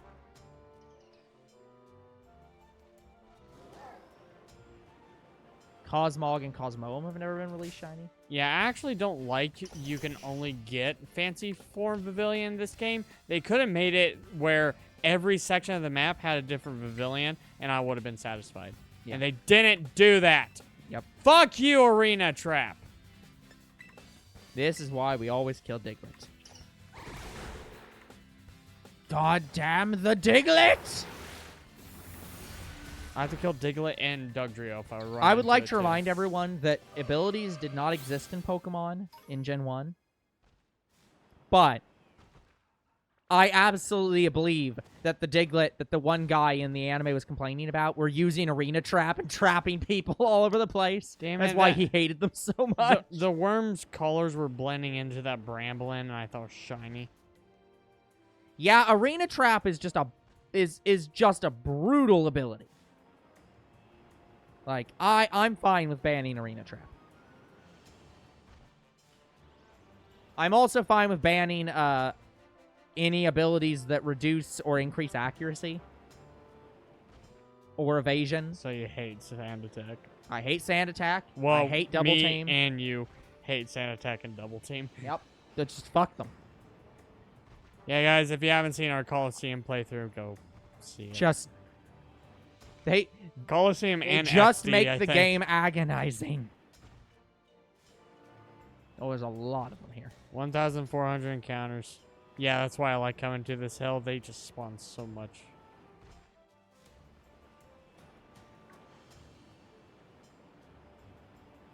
Yeah, I think we fucked up by being like, yeah, we should do this Pokemon. It's like, oh, this one's going to be a problem. Again, with the amount we were encountering Smoliv, like, Smoliv was a gift. But this one seems like... Yeah, I don't think... Well, here's the thing. I don't even think that Smoliv was, like, an outlier. I think it is correct. I think it's just that this Pokemon is so difficult to find. Here's the thing about Smoliv. Smoliv is a pretty common Pokemon. That's probably why it's easier. This one may be a little bit rarer. So, it's probably uncommon. I haven't played Coliseum or Gale Darkness, so I don't have an opinion on that. No, you don't have to. It's just agonizingly painful. Fuck those moves. But those games are great. Those games are beautiful. I love both of them. Yeah, they're great. Again, here's a little bit of a funny story about Coliseum. So, guys, when I was in my first middle school, that's right, I went to 2 middle schools. I saw a garage sale on my way to school one day, and on my way back, they were still open, and I was like, okay, let me check it out. They had a copy of Pokemon's Coliseum, or what I thought. I'm in thought right now. I know. Anyways, I thought they had a copy of Pokemon Coliseum. Yeah. It wasn't. I didn't realize it until after I bought it, because the next day I bought it. I asked them to hold it for me, and they did. Yeah. So, the thing that I bought was a bonus disc that was released with Pokemon Coliseum as a, like a mystery gift bonus. Younger bro somehow bought the infinitely rarer thing. He got the bonus disc. I got it for stupid cheap, too. Like, I got it for like 20 bucks. Like, are you fucking kidding me? You sold the damn bonus disc? So, that event lets you get, it's either Jirachi or Celebi. I think it's Jirachi. I think it's Jirachi, too. And it has a copy of the movie Jirachi on it, so I can watch it. It's just like, fuck yeah!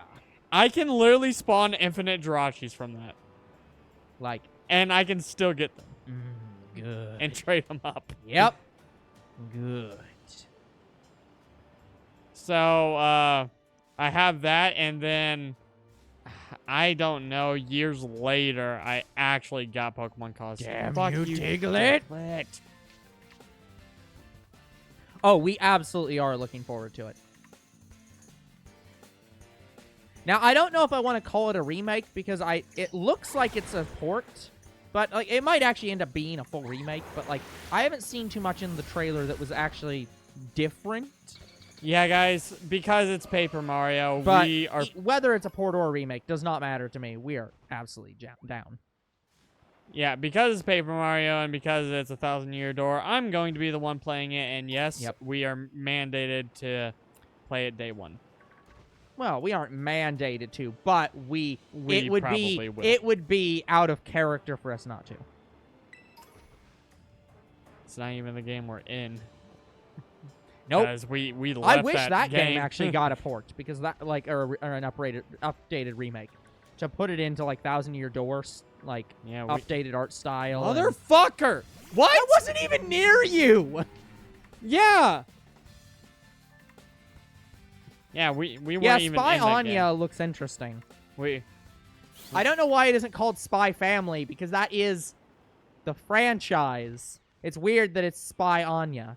Yeah, guys, we left Paper Mario 1, Paper Mario 64 because Mario beat our asses. So we were so heartbroken, we were driven into a life of gaming. Hey, it's always fun when we play those games where we actually control Mario.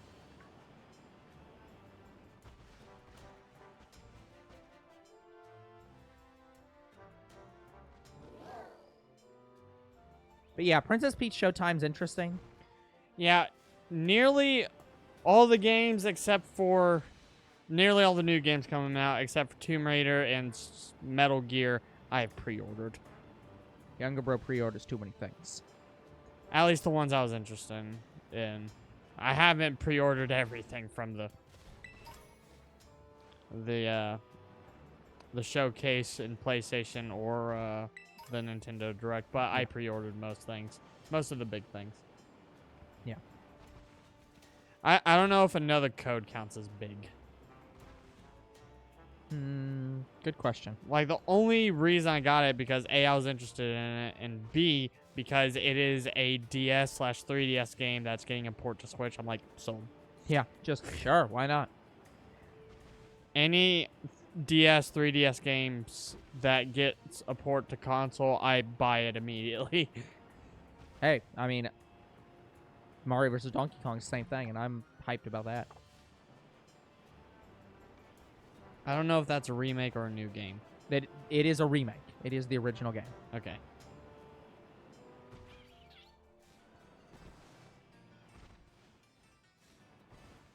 And I really like that it's in the 3D World engine. It looks real good.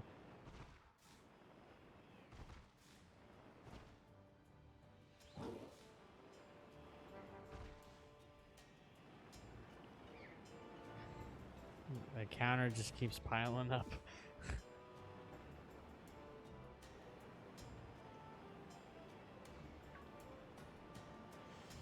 Like, guys, we have gone through a fair bit of Bramblin. Like,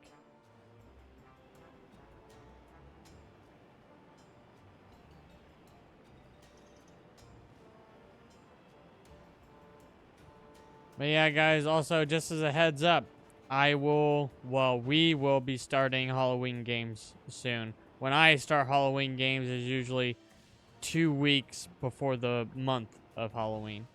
So hopefully you guys get to enjoy some Halloween themed games pretty soon. Yeah. We'll see about that, though. Yeah, right now, guys, 1,500 counters. So my next game and the game after will not be Halloween games. But the one after those two should be one. Strangely, the next game I'm playing will be Halloween themed. But it doesn't make any sense that it is Halloween themed. So it's weird. I'll have fun with that. That was our first stream game. Yeah. That's one of those games that that would be really nice to redo, because that game that was a terrible playthrough. Oh, I plan to redo it. Just yeah.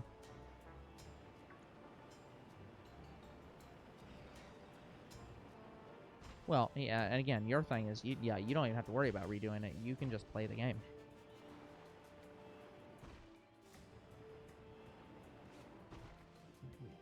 I plan to actually redo it. Yeah. Well, but that's what I'm saying. That's not the. You're missing the point. Never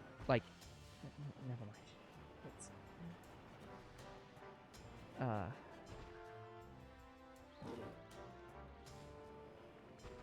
Yeah. But yeah, it's. Hell, we can even we have the updated version, don't we? Because we can just play that version if we wanted to. The updated version of Luigi's Mansion? We don't even have to play the because doesn't it have a Switch version too now? There is a Switch version, but I think it has a physical release. It's not. Well, yeah, but it's a part of their collection online. Well, sure, but even still, it's Luigi's Mansion 1, 2, and 3 will eventually or are on Switch. Yeah, are or will be, yeah. So yeah, it's honestly, we can just play that version, because we don't even have to play the original version. Oh yeah, I'm gonna play the most up-to-date version. That's the plan. That's what I'm saying. It's we don't have to worry about technically remaking it. We can just play the better version.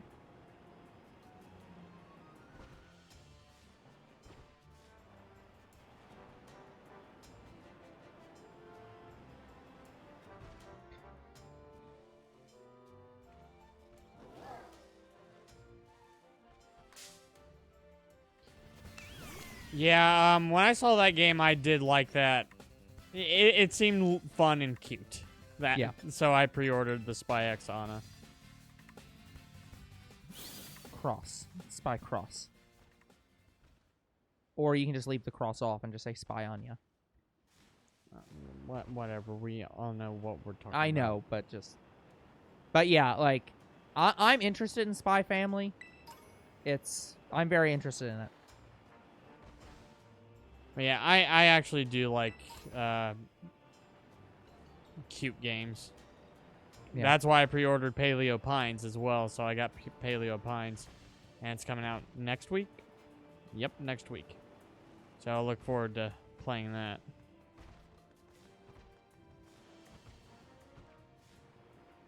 I think he's asking which version you're getting, because apparently it's coming out on PS4 and 5. For Ana? Yeah. PS5. Oh shit, I haven't pre-ordered it yet. Damn it. Wait, did I? No, I'm not Kangaro's sure. lost again. I have to check my GameStop now. I have to check to see what pre-orders I got. Anyway, I plan to get the PS5 version. Like, with me, guys, I try to get the most up-to-date version of the game, and what I mean by that is I play it on the newest console that's out. So, Spy X Ana is on the PS5. I'm playing it on the PS5. Well, I guess I could choose PS5 or Xbox Series X, because they came out at the exact same time. I'm not even sure it's coming out on that, but who knows? But it's an anime game, and I'm just like, anime games should be played on the PlayStation. This is why Nintendo doesn't get nice things. Although I guess they are getting this one, so.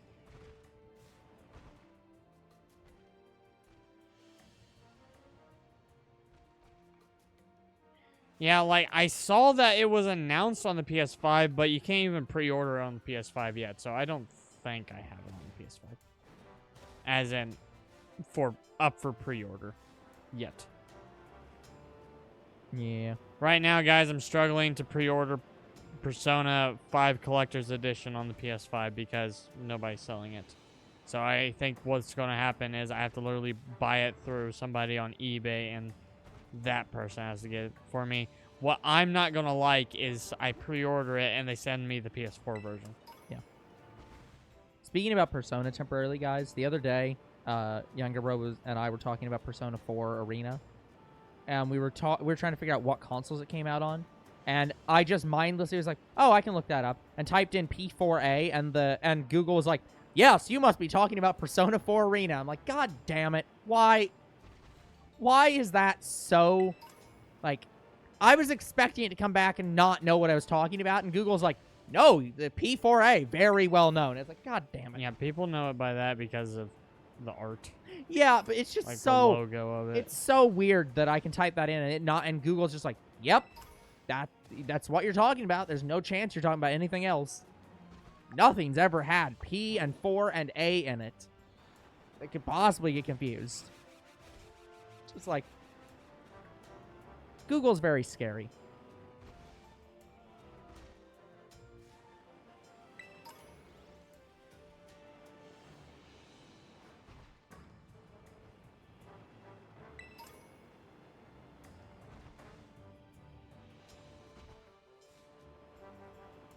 I don't even know if I've been over here. I've got no clue. This area is very expansive, so it's like I couldn't tell you where you've been and haven't been when you're going around. At least this way it doesn't... Like, me looking around for Bramblin, like, pretty much guarantees I'm finding new Bramblin every time. Yeah. Damn it, no. Move. The fact that you got around all of those is insane. No.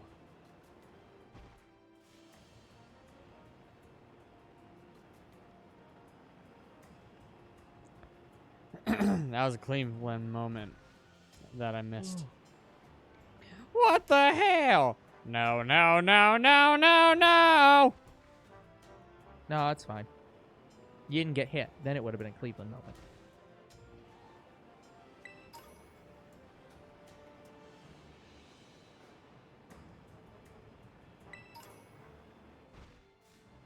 1,600 encounters.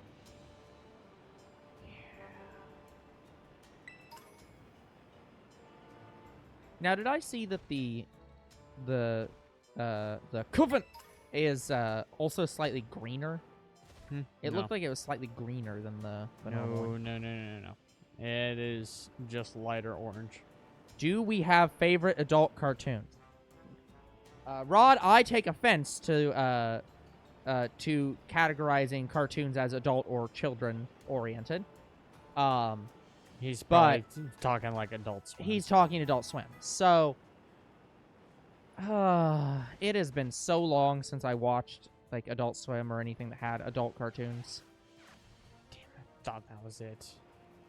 Like, as a kid, I watched, like, The Simpsons. I watched Family Guy. Older bro doesn't do favorites. So it's... Well, here's the thing. I could probably give answers to this. I mean, to answer the question, which one am I watching... Like, which one do I watch right now and look forward to? Probably Rick and Morty. Rick and Morty. But that's not probably the answer I'd give. I think the answer I would give is... Has-Been Hotel and Hell of a Boss.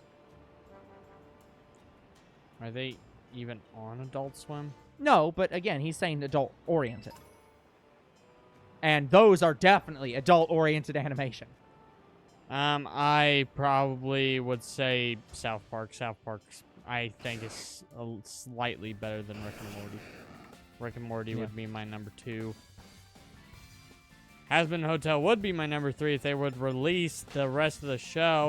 Well, here's the thing. They were planning to release it this year, around now, but then the actors strike. So now it's in delayed until actors strike is over. Well, writers/actors. But they were actually everyone. Finally going to release it was actually scheduled to come out now. So it's... Yeah, we're waiting, but it's on the horizon. Come on. I have a dream, oh can't you tell? It's of a wonderful, fantastic new hotel. Yes, it's one of a kind, right here in hell. Catering to a specific clientele. Yeah, Has-Been a Hotel is just Hotel for Demons. Yeah. The funny thing is that... So, Has-Been Hotel, they released the pilot for. Got picked up by A24. It took so long for them to actually get through that, though, that they created Hell of a Boss, which is a spin-off of Has-Been Hotel. It's set in the same world. Oh, it is? Yes. The Didn't know author, that. like the creator confirmed, it is the same hell. Like, it's just a different part of hell. And, yeah, that's now on season 2. It's 2 seasons of Hell of a Boss, and we still haven't got episode 1 of Has-Been Hotel. Yeah, guys. And, like, those episodes released to YouTube are, if they're not TV quality, they're pretty fucking close.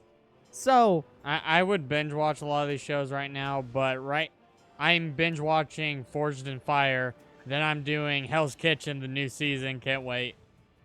And then I'm probably watching the new season of Expedition Bigfoot that just released. I didn't even know it was coming.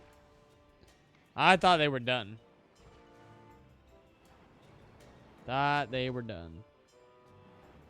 It's just like Mountain Monsters as well. Mountain Monsters, they don't usually confirm the next season. Like, they kind of just release it when they can. And it's really hard for Mountain Monsters to get a new season because they may not want to do it anymore ever since Trapper died. So, oh my fucking God. I'm always hopeful for another season of Mountain Monsters because they are funny as fuck. But,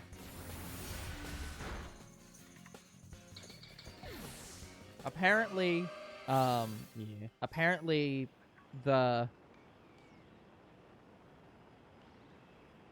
reports say that the strike is approaching being over.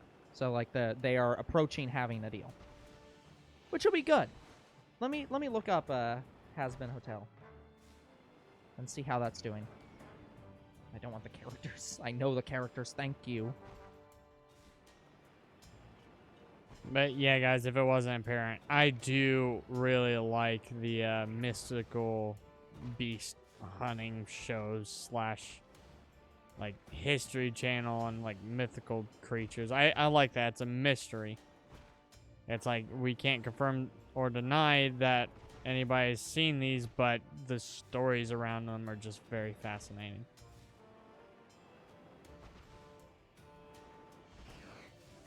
Yeah, it was supposed to release summer 2023. But, yeah, now it's been delayed. Which, I want to be clear, I support the people who are going on strike for better wages in an industry that absolutely abuses them. Like, I disagree with any person who says that they do not support unions. For the simple fact that the amount of shit that actors, writers, animators, anyone in any creative industry takes, and the little they get back in return. No, fuck these studios. Pay a goddamn living wage. Like, it's not fucking acceptable. So, yeah. Sorry, this is getting a little bit into politics, but just like, this is not, to me, this should not be a political question. It's, should you pay workers a living wage to do the job you're asking of them? Yes. Generally speaking, yes, you should. Any games that you would defend from haters? Oh, hold on. I have stuff for this. So, first one. Mighty Number 9. That game was absolutely not as bad as anyone remembers it being. It was hated solely because it was not the next great Mega Man game. It was perfectly good, fun, and enjoyable. Slightly pain in the ass at times, but it's a Mega Man game. That's expected. The pain in the ass was the boss in that game. Yeah. And again, that's expected. It's a Mega Man game. That game deserved a sequel, should still get a sequel. Yeah, I say it I deserves do a not sequel. condone the bullshit the publisher did. But that game absolutely deserved to be, to get a sequel. Great game. Yeah, let me look through some other games. Hold on, I gotta say in this too. For me, probably nearly every movie game. Nearly every movie game I would probably defend. Because it's like, have you even played it? A lot of people just don't play the movie games because the movie games were made to just capitalize on the movie. That's it. However, some of those movie games are actually really fucking good. Madagascar, the movie game, the official game, Madagascar, the video game, is the best movie game I have ever played. Toys for Bob, Madagascar, was the best game. Now, there are other movie games that are just like puzzlers. Madagascar has its fair share as well. But if you can just find the specific movie games that are pretty much the main movie games, some of them are very excellent. Yeah. The other one I'll say, and this is absolutely a meme, and I know that no one's going to take me seriously for saying this, but I'm going to defend Sonic 06. That was not actually that bad of a game. The big problems with it were not Silver's fault. I guess I'll specifically defend Silver the Hedgehog. So many people hate Silver the Hedgehog for playing that game. It was not his fault. It was either your fault or Sega's fault. Yeah, guys, The fucking respawn timer on that fight was not done correctly. It was not Silver's fault. And the fight isn't even that difficult. No, like, I did not experience the Silver issue when I played it. Yeah, it is not as bad a game as you remember, as long as you don't run headfirst into the fights. you stand back and do them strategically, it's not a bad game. And in general, I actually liked the game more than the 2D Sonic games because those games are actually more playable. Again, no one will take me seriously on that. Anime that I would be a defender of. That I have a couple of... I have one off the top of my head, but I'm going to look through them all first. I think for animes I'd defend would be Satan Academy and We Never Learn. I think they needed more praise. Satan Academy did not deserve to be good. It was good.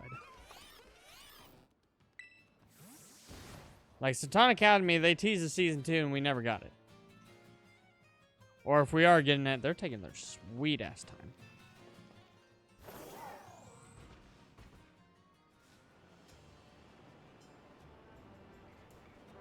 The problem is a lot of the ones that I'm thinking of are stuff that nobody's gonna... Like, there aren't gonna be that many haters. I think every anime has their fair share Yeah, of but, haters. like, I'm not just gonna sit back and say, well, every show I rated 10 out of 10. I feel like in order for this question, the point that we're getting is it has to be a show that has a bad reputation to begin with. Like, Sonic 06 has a bad reputation. Mighty Number 9 has a bad reputation. But something like ReZero and Toradora, those I heavily enjoy, but they don't have a bad reputation. I agree with you on Sonic Unleashed for the PS2 version. PS3 is really bad.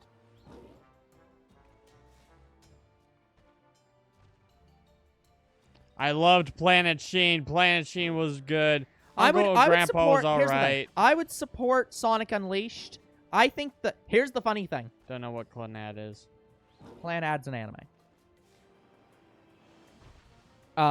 So I would support Sonic Unleashed, but again, my thing is, I think that the running sections in both Sonic 06 and Sonic Unleashed are terrible.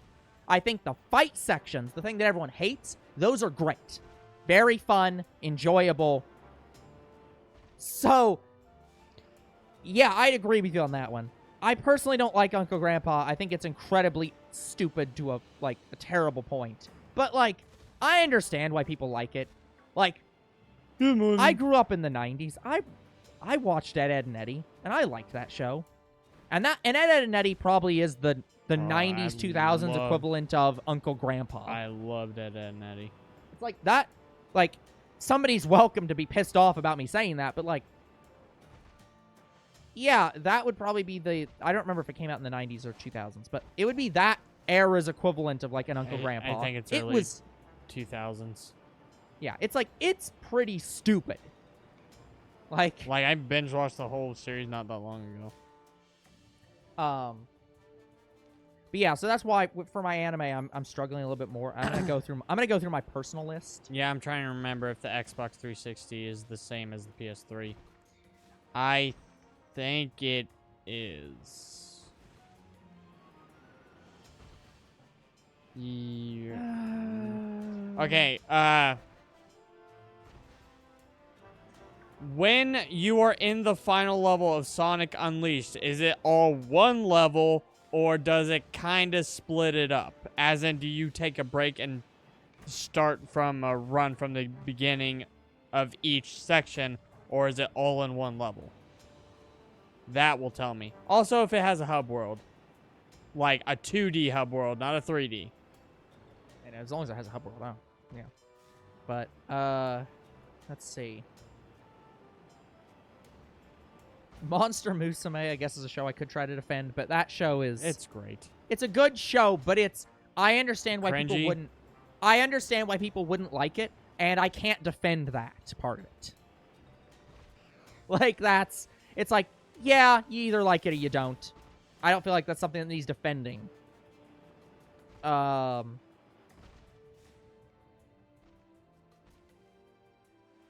So, a couple of them. I do actually have some people...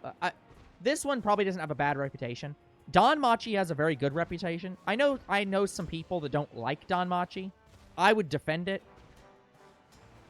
It's a very good show. I can't say for certain because I've never seen Don Machi, but I do know about it. Yeah.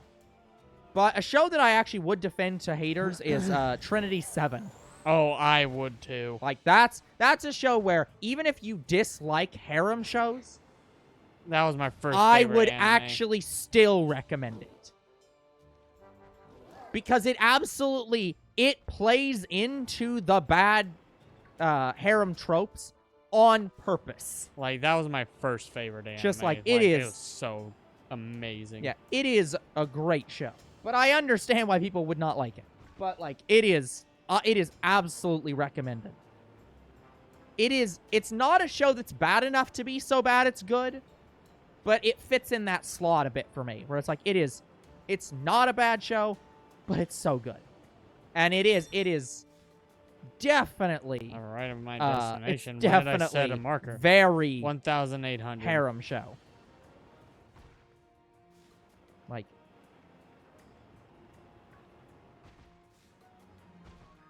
It's one of the few shows where it has... Well, honestly, I'm not even sure. They make a joke at one point that he would, like at the beginning of the show, about him and his, like, cousin. I think that's his cousin, right? Yeah. The girl that is in the first episode of Trinity 7. It's not his sister. That's his cousin, right? Yeah. They live together, but I'm pretty sure that is his cousin. I can't remember it. She is a part of his family in some they form are of family. way. I believe she's his cousin. And they make a joke about that. They joke about the, oh, haha. Like, but it's one of those shows where they make that joke, never really reference it again. And, like, he never actually tries to get with her. They only talk about it, like, twice. Yeah, and it's like, because she's basically Princess Peach. She's a damsel he has to save. So it's like, it never comes up again. But also just, the show is so weird. It's a harem, but it's so weird that it's just like, what the fuck? But anyway, Rod, did the Sonic on the Xbox 360 have a 2D hub world or a 3D?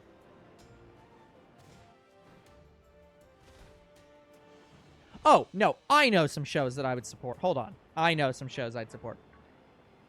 I won't look at anything above or over average, but yeah, I forgot. There's two shows I absolutely can't forget to support. So, well, two or three. One, High School of the Dead. High School of the Dead has an absolutely it has a good reputation to an extent, but there's a lot of people that shit on that show. That show was great. It says it's the same as the PS3 version. Then that, to me, that is the worst of the two versions. The PS2 version, to me, is the better one. Yeah, because apparently the PS2 version takes the one level at the very end where it's all one level and splits it up into multiple levels, which makes that playable. Plus, they're two completely different games. Like, they have completely different levels. Like, you can go to the same places, but they have vastly different levels. Yeah. But yeah. No, High School of the Dead, absolutely an excellent show. Yes, the gunshot through the boob physics, very stupid. However, it is one of the best scenes in all of anime. It's so great. It's stupid, but it's great. Two, people love to shit on it for being like, oh, but it's got the main character who all the girls want to get with. And it's like, yeah, it's a zombie apocalypse where most of the human race is dead.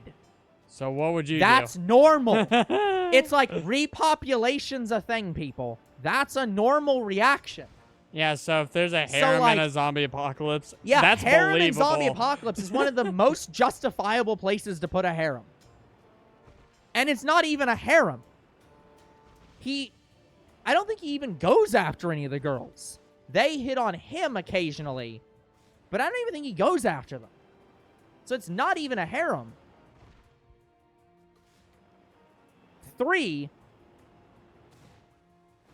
excellent scenes throughout. Loved that show. Well, I say loved that show. I found it to be good. So, I wouldn't say it's like, it's not a 10 out of 10 show. It's like an 8 or 7 out of 10 show, probably. I'll have to rewatch it to know. But good show. Very recommended. That scene just makes it better. And unfortunately, that show is dead because the creator is dead. Yeah, guys, so let's talk about Sonic on the channel for a second here. Mm-hmm. Guys, Sonic kind of has a bad reputation on Two Bros Game Night. Because we've only played the bad games. Like, older bro played Sonic Unleashed because I volunteered him to do so. And he did not like the running sections at all. Yeah, I don't like the running sections in any Sonic game, ever. I think they're all terrible. Sonic should not go fast. And I thought the running sections were fine in 06, and they were excellent Unleashed. And me and older bro played Unleashed. Like, I had to help older bro with Unleashed and 06. We beat 06, but we could not beat Unleashed on the PS3. Again, that final level bit where it's all one giant fucking level is just brutally impossible. So, I took it upon myself that I am going to play the PS2 version. Yeah. Because it is such a much better game. And I think older bro would enjoy the running in that game more than the actual game on the PS3. Yeah. Anyways, Sorry, getting back to... You're good. Getting back to the anime, though. There's 2 other shows that I would back. So, first one, very infamous Interspecies Reviewers. It is a good show. Just, it is, like, I understand. I know what the show's about. It is specifically about sex and sex workers. It's still a good show. If you're fine watching that content, it is a great show. Yeah, the thing about Sonic is I don't like it as a platformer. I think it'd work much better as like a racing kind of style game where you're put in onto a track and then you run it instead of doing all this platforming. But I'm one of the players that actually finds the running sections fine. Like, Sonic Unleashed is probably the fastest Sonic game I've ever played in terms of the running. But I'm also a gamer that has pretty quick reaction time, and I'm not sure older bro falls into the category. I do not. That's kind of the and problem. I think that's with me. why he can't enjoy Sonic. That's all. Well, the other problem is when I play the running sections, encounters. I understand people trying to be like, oh, but it's based on skill. It's testing your thing as a your skill as a gamer. But when I play the running sections, I never feel like I have any control over the character at all. He is going so fast that I don't think it's able to be done skillfully. Like, that's the problem for me, is that it doesn't feel playable, let alone, like, I don't feel like I'm ever able to perfect anything, because I don't think I'm never able to play it at all. It's just like, it is so terrible to play. Yeah, the running sections in the PS3 version and the PS2 version, to me, play the same. It's like, describing it as a platformer feels like so contradictory for me. Because it's like, playing Mario, that's a platformer. Sonic's running section is not a platforming section. They have platforming sections in Sonic. All the stuff with the werehog that's not combat is platforming sections. But the sections where it's just Sonic running in a fucking straight line, and you just have to so quickly press back and forth, and half the time it's just like, I cannot control this. I think the only thing I hate about the werehog sections is those are still timed, and that affects your grade. Yeah, the timing, and that's weird. I don't like... Like, they give you an appropriate time for it. I don't like but most grades in like games it. either. Like, I don't like point systems in most games. But I get why they stick around. They're around because they existed in arcades, and they've kind of held over. But it's just like... I think one of the only, like, really good point systems in games I've played, that was Burnout 3. Yeah. Burnout 3 did gold, silver, and bronze excellent. Yeah, racing games I'm more fine with having, because that's that is about your skill as a driver. So I'm more okay in those, and same in rhythm games. Those I'm okay with having scores. In But rhythm games, they have platformers- more than like 3 but scores. Platformers feel weird having speed or like time as a requirement, unless it's specifically a challenge mode. Like for example, in Super Mario Galaxy, they sometimes have stars that are around like beat this boss in a certain amount of time. Those I'm more fine with. They're bonus challenges. So something like Kirby and Forgotten Land. Yeah, bonus challenges are more fine. I don't like it when the game can't be played if you don't beat the time though. And that's what Sonic does. Where it's like it's not a challenge, it's the game is locked behind you going fast enough. You can get the lowest rank and still move on in the game though. I guess.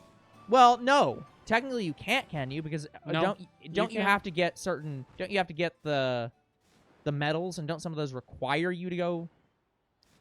That was I don't in know. the PS3 version of Sonic Unleashed. That's true. So like that might only be for that version specifically. So yeah, I don't like it as much in Yeah, Sonic. they did more with the medals for Sonic Unleashed on the PS3, and I'll give them that. They made them a little bit important.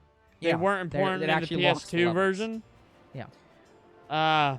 But honestly, I still prefer the way they did medals in the PS2 version. Yeah. They were just things you could collect. They were your bonus challenge. Yeah, they were the bonus challenges. But when you start locking levels behind them, it's like now I'm required to do all this stuff to beat the game.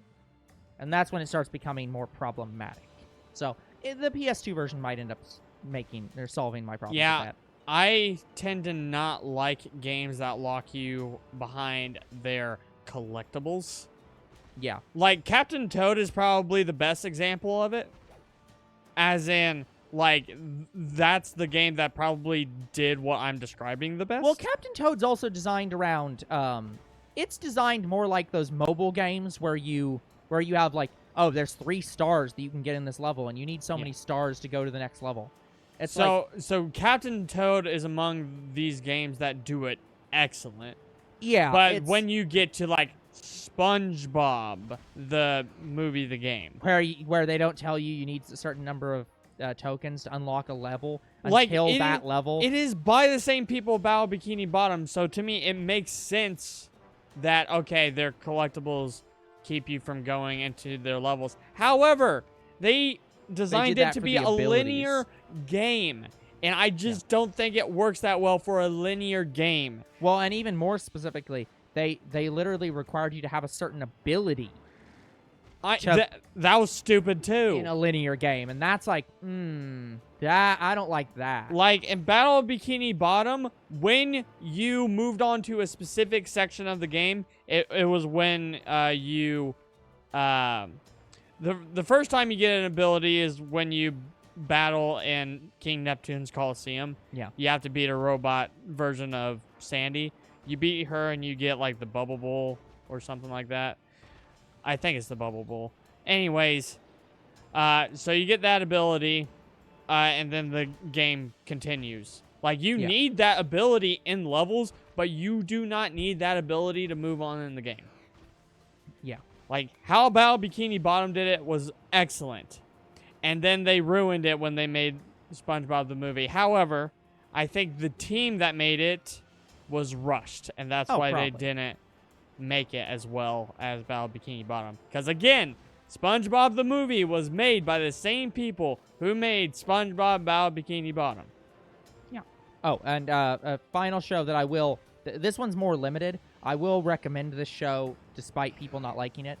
Eromanga Sensei, which has a very terrible reputation because it does have sister shipping in it. And I do not like that it has sister shipping in it. Oh, Eromanga Sensei? From clips I've watched, it looks really good. It is good. It has a bad reputation because of the sister shipping, and I don't like it for the sister shipping. It is probably one of the shows that does sister shipping better, given that every character in the show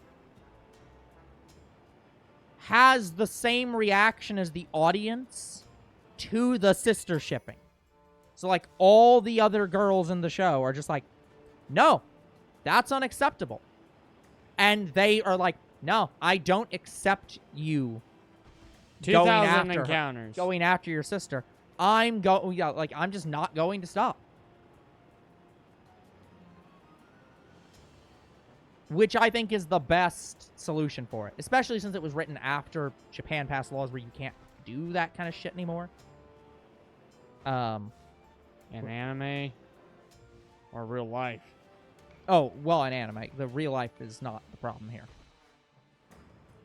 That's the reason why, because Aramanga Sensei was written by the same guy who did Oriimo. And in Oriimo, he marries his sister. Fuck what? Yeah. Didn't know that. He marries his biological sister. Oh, fucking hell. Like, they're not stepbrothers. They are brother and sister. And he does marry her.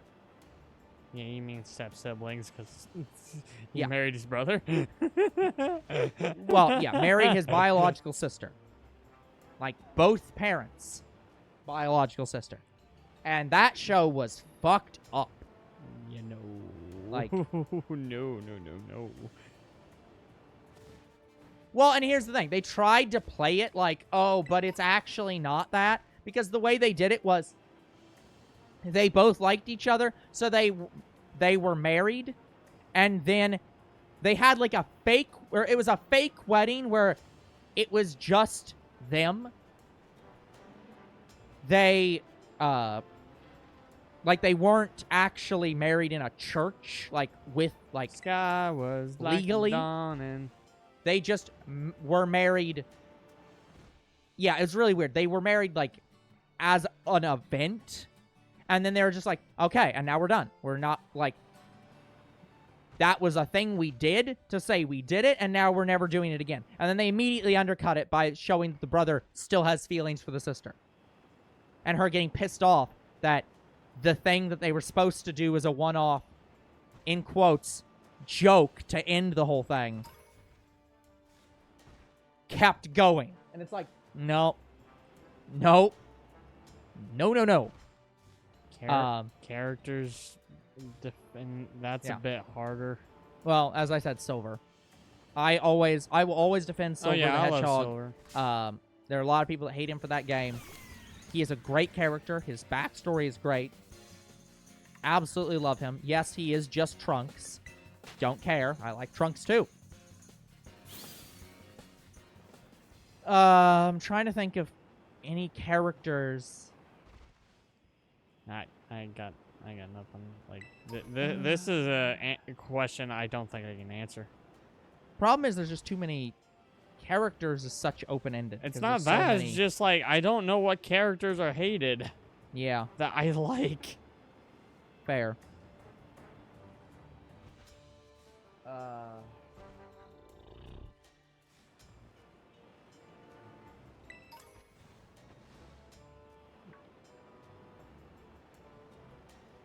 Nope, got nothing. Yeah, let me look through some shows again. I can talk about stuff I can't defend, but that we've done to death. So, oh,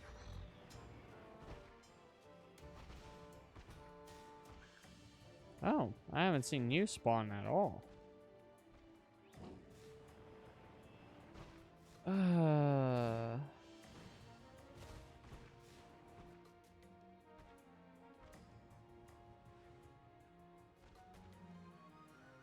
Oh, the replacement for Ash. Here's the thing.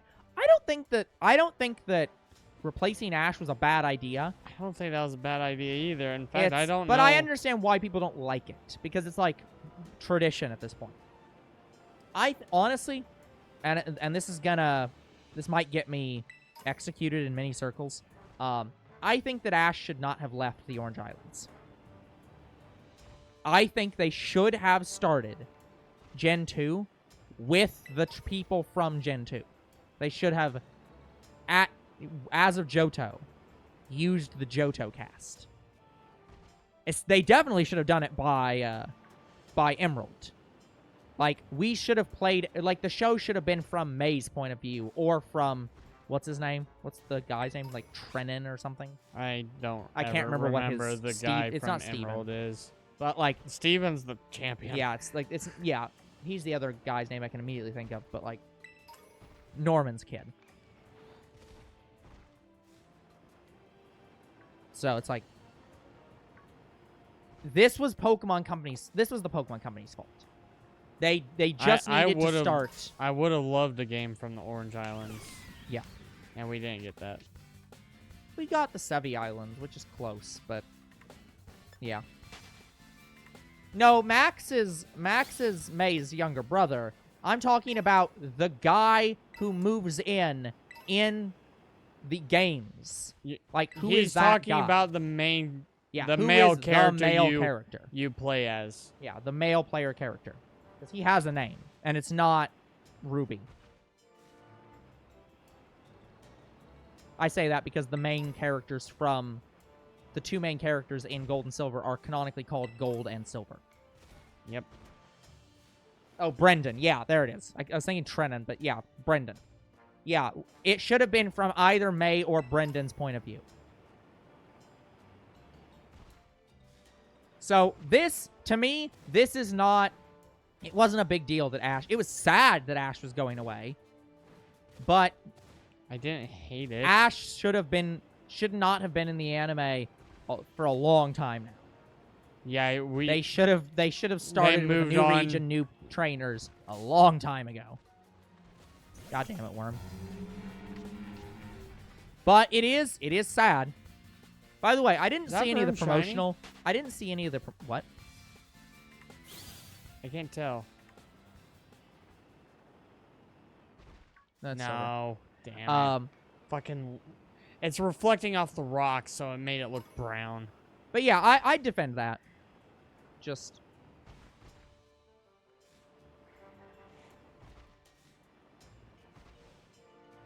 But no, I didn't see any of the promotional material for when they replaced Ash. But if they had any intelligence to them, they should have played the song that they played in the episode in season 1 where Ash was giving up Pikachu. The somehow, some way we have to say goodbye. 2,100 encounters. They should have played that song.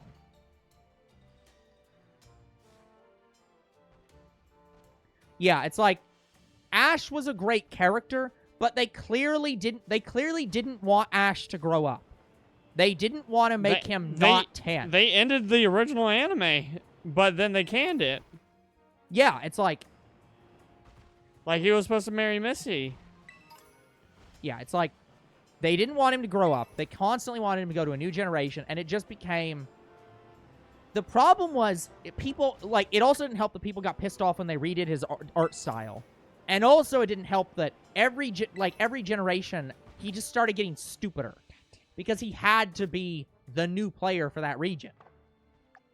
That's why by the time he gets to, what is it, Gen 6? No, Gen 5.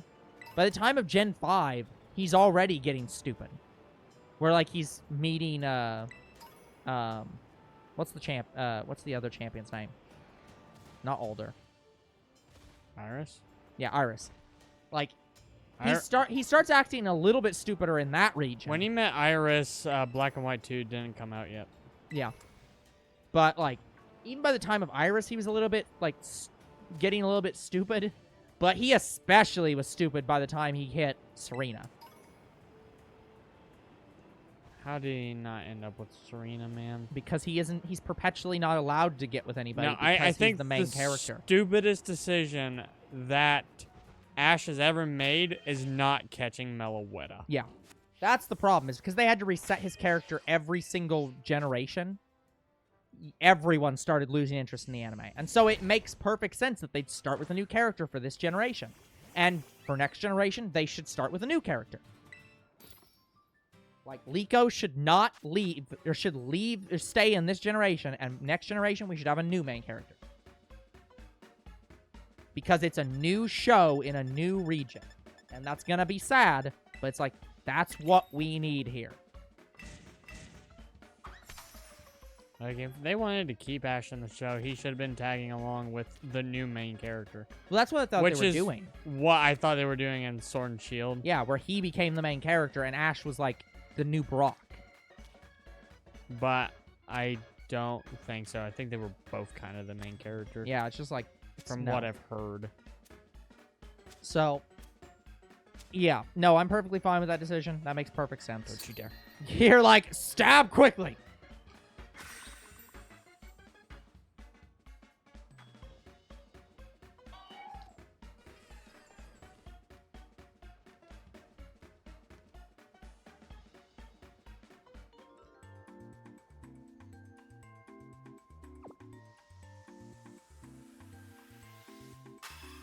But yeah. Now, I don't know enough other characters that I'm like... that I would defend, just generally.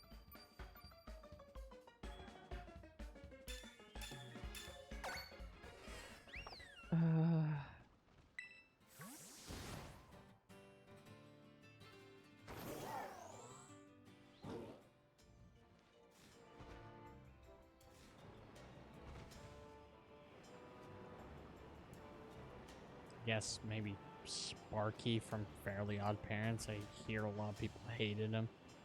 Yeah. Hey, Timmy, do you know how to bark, Worf? I will not defend Uncle Grandpa because I hate him. Pick a lane. Are you the uncle or are you the grandpa?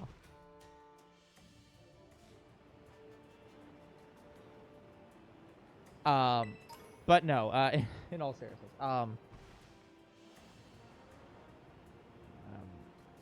yeah, man. actually, can I?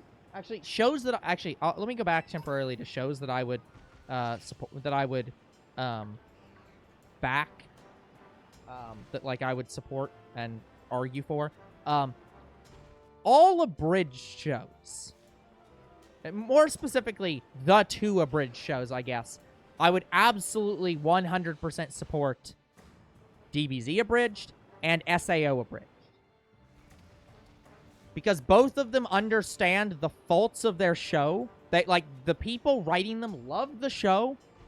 They understand the faults of their show, and they improve upon the original show. Like, a lot of people are gonna, a lot of people shit on DBZ Abridged being like, oh, but you can't say it was better than the original show. And it's like, no. It was better than the original show in a lot of scenes. Like, when you like, can't even quote the original show anymore. Oh, no idea. Like, maybe you can quote when Goku is turning Super Saiyan 3 for the first time and Super Saiyan. Like his epic speech. Like, I can quote that, but... It's still going to be I am the hope of the Omniverse. But yeah, like, there's an extent where I know the I am the hope of the universe, but like, yeah, no, I am Son anyone, Goku, I am a Super Saiyan. Yes, anyone who tries to say that Tien's character was not drastically improved by the abridged is lying. You know what?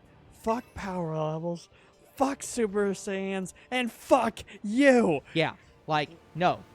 Tien was a better character in the abridged than he is in the show. He is less forgotten and also is much better written. Because, again, nobody at Toei Animation gives a shit about him.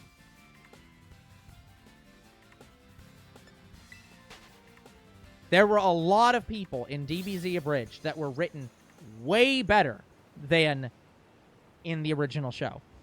Not only that, apparently Toei Animation agrees because they apparently wrote Goku in Super to basically be the abridged Goku. So, yeah, fuck you. Fuck anyone who tries to say that the abridged was not... that had no better moments, that you are wrong to think that they had better moments, and that it was not influential in any way. Like, Goku and Fuck Super Saiyan is high on fighting. Yeah. Like, Goku and Super is way more... Here's the thing. And let me try to... Maybe a better thing to talk about is Goku specifically.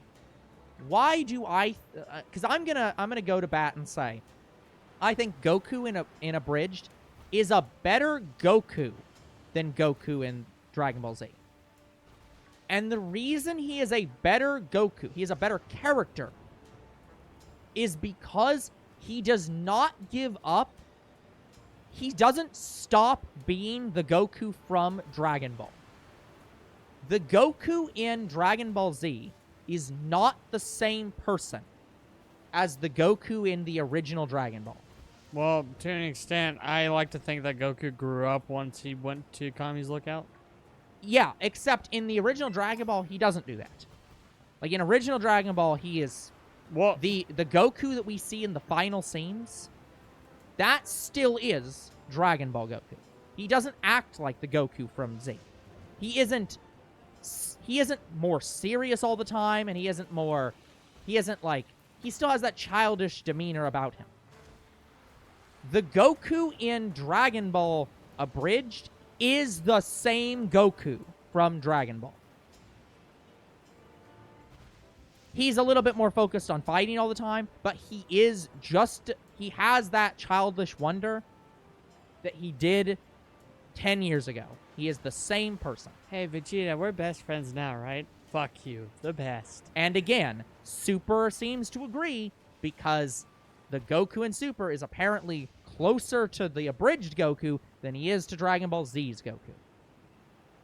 In what regard?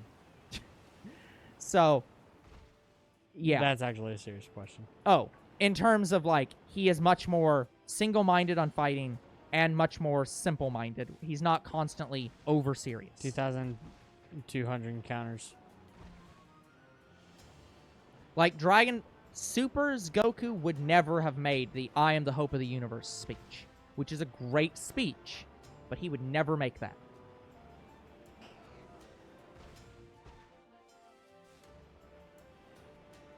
God, the shiny. The show just isn't all about Goku in Dragon Ball Z Abridged, or in Dragon Ball, or in Super. Or at least it's trying more to be not just Goku. But in Dragon Ball Z, it is all about Goku. Every other character just stops mattering. Like, every character from original Dragon Ball does not matter in Z. Every single one. The only person who has any amount of mattering in that show is Piccolo. And even he stops mattering pretty much after, well, Frieza. He stops mattering at all after... He stops mattering after the Saiyan Saga. I think... Has a few minutes where he matters in the Frieza Saga. Has a few minutes he matters in the Cell Saga. And does not matter at all in the Majin Buu He Saga. gets a lot of screen time in Majin Buu Saga. He gets a lot of screen time, but he doesn't matter. There's almost no scenes in that where you could remove him and they would matter. He's not really an important character. Well, he was important to teach Trunks and Goten the rest of that fusion dance, though. Yeah. But it's just like, his importance to the story becomes very little. And that's what happens to all the characters. Everything comes down to Goku's doing all the fighting, and the rest of them are just biding time until Goku shows up. Gohan is, I guess, the only other character that has any amount of importance. And to some extent, Vegeta.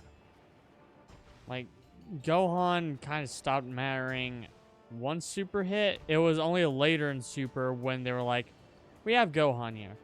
Let's make him matter again. Yeah, that's the thing, is that the power creep in Dragon Ball is one of the worst things in that show. Where everything becomes Goku, eventually. Krillin doesn't matter. Tien doesn't matter. Yamcha doesn't matter.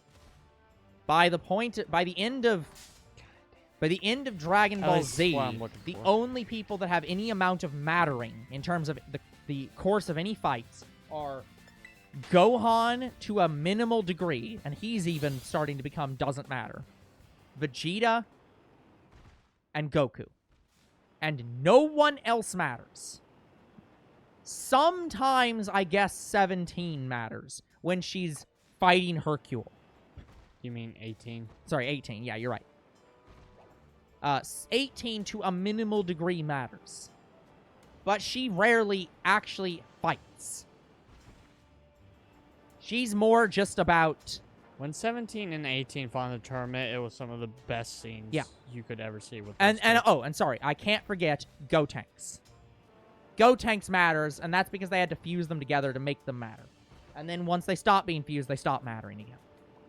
I'm waiting on Gotenks to, you know, stop being up to Super Saiyan 3. I want him to get into Super Saiyan Godhood. Literally, I think Gotenks... that, well, here's the problem. Trunks and Goten on their own can't even go Super Saiyan 2, can they? On their own? Yeah, can they individually go Ascended? They can't. I know they can't do 3 on their own. They can only do it as they could Gogeta. Or as Gotenks, sorry. There hasn't been any proof, and if there are, it's because it's in Dragon Ball Heroes. Yeah, I don't think they can. But yeah, Super Saiyan 3. The other problem is that the fusion dance being limited means that there isn't... It's harder for them to become... The Dragon Ball ritual that they did, they can easily do it to Pan, Trunks, and Goten and give them immediately Super Saiyan God. Yeah. They could have done that. But they didn't. That is the thing that I do support about Dragon Ball Super. The tournament in Dragon Ball Super forced Akira Toriyama to bring his characters back. 17 matters in that tournament. 18 matters in that tournament. Tien slightly matters in that tournament again. For the 5 minutes he's in it. Oh, Tien lasted a while. But I'm saying, like, he actually has some... Even Tien, the character they actively hate, to an extent matters in that show. Krillin matters in that show to an extent. Krillin was the one that got knocked out quickly. Yeah, he got knocked out quickly, but at least they remember he exists. He matters to some extent. And a Squawkabilly. In a tree. Yeah, looks like it. Who's slowly sliding down it. Majin Buu mattered for a bit. Dude, I was so hyped up for what they were doing to Majin Buu, and then they were like, let's throw in Frieza. I'm like, oh. They fucking ruined it. So it's like, I want to be clear that... Like, Frieza in the tournament was awesome, guys, don't get me wrong. But I was disappointed where they went with Buu. I'm into something cutesy. That's fair. Cutesy shows are good. I appreciate I'm in it. the same boat as Rod. I do like more cutesy shows. However, even I recognize that, Dragon Ball is probably one of the best animes out there. It's a very good... Again, it's a very good show, and I think the abridged improves the show. Like, guys, if there's any other series that we like more than Pokemon, Dragon Ball would be up there. Yeah. And again, and getting back to my other point, because there were 2 shows that I was talking about, and I went very deep on Dragon Ball. SAO Abridged. 300 encounters. SAO Abridged. Heavily supported. SAO Abridged is a better written show than SAO by a fucking galactic mile. We're looking for Bramblin. Also, and hello, Mai. Mal? Mai? No, Mal. Sorry. My mistake. Mal. Anyway, so we're looking for Bramblin, and we're 2,301 encounters in. So, are we going to find it this stream? Probably not. Yeah, who knows?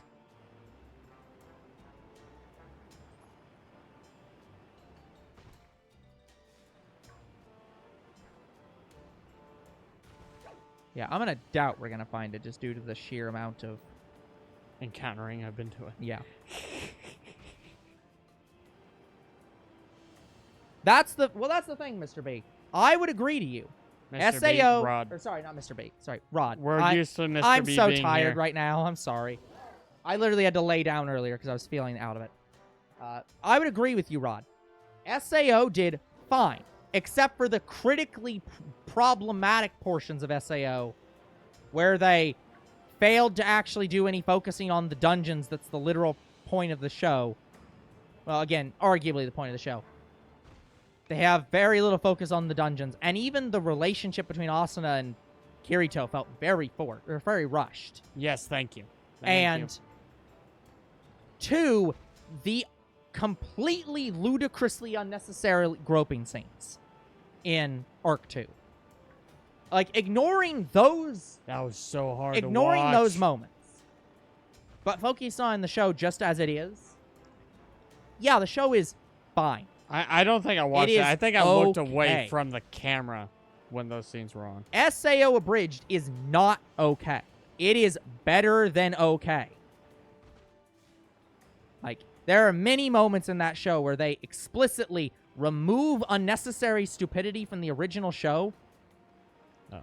They write the romance better than the original show.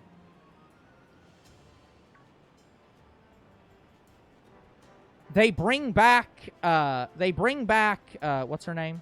Are you noticing these visual glitches? I keep seeing, like the mountains there glitching. Yeah, it's a loading error. Yeah. Like, it's a rendering problem. How they handle the game and how badly broken it is done much better than the show. Kayaba Akihiko's motivations are done much better than the original show. What's their daughter's name?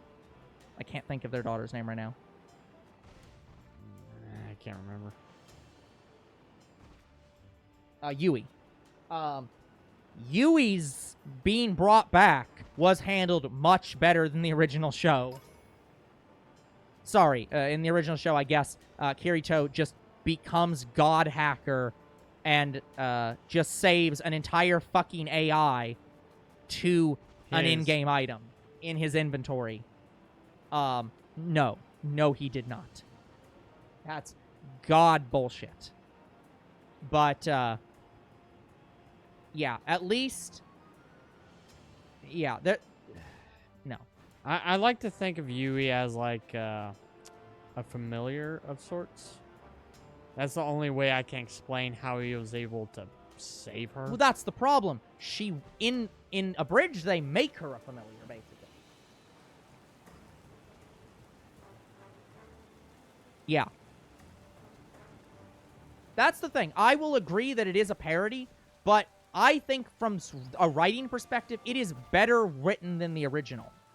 Like, if the original stopped existing and they instead released SAO Abridged as the original release, that would be a better story for me.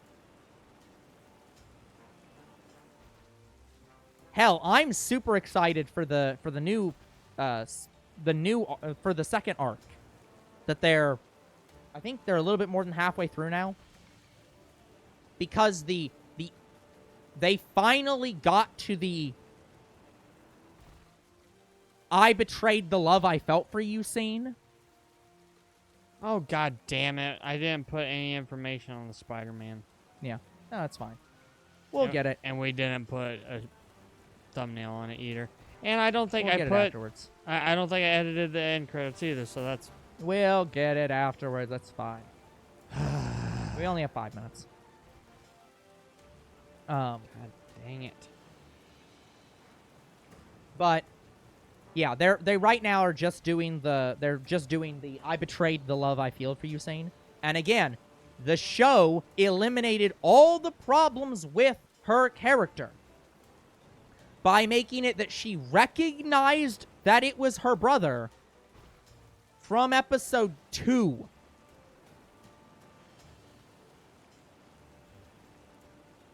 So there's no fucking sister shipping bullshit in this show. She doesn't want to fuck her brother. She has other reasons for not liking her brother and being pissed off. And that scene is way more emotionally impactful than the original show of, oh, I'm so sad because I fell in love with my brother and then went to this game to escape the feelings for my brother and then found out it was my brother after all this evidence was thrown in front of me. And now I'm upset with myself for loving you in game too. And it's just like, it's such a terrible fucking story.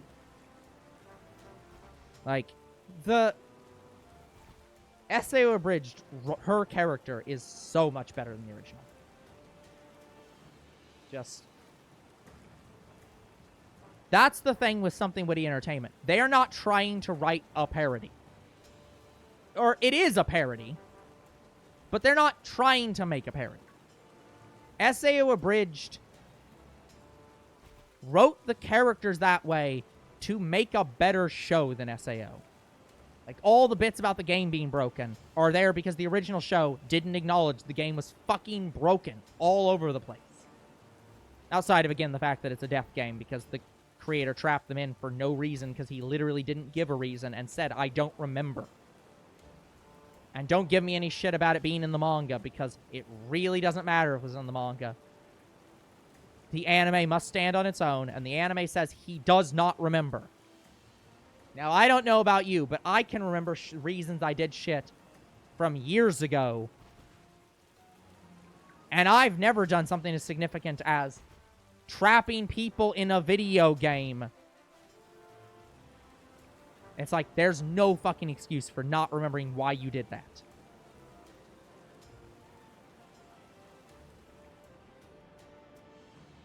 But that's the problem, Rod. It is like that. That's how the show portrayed it. They portrayed it as, I had feelings for you. I wanted to fuck you. And I played this game while you were in the hospital to forget about you.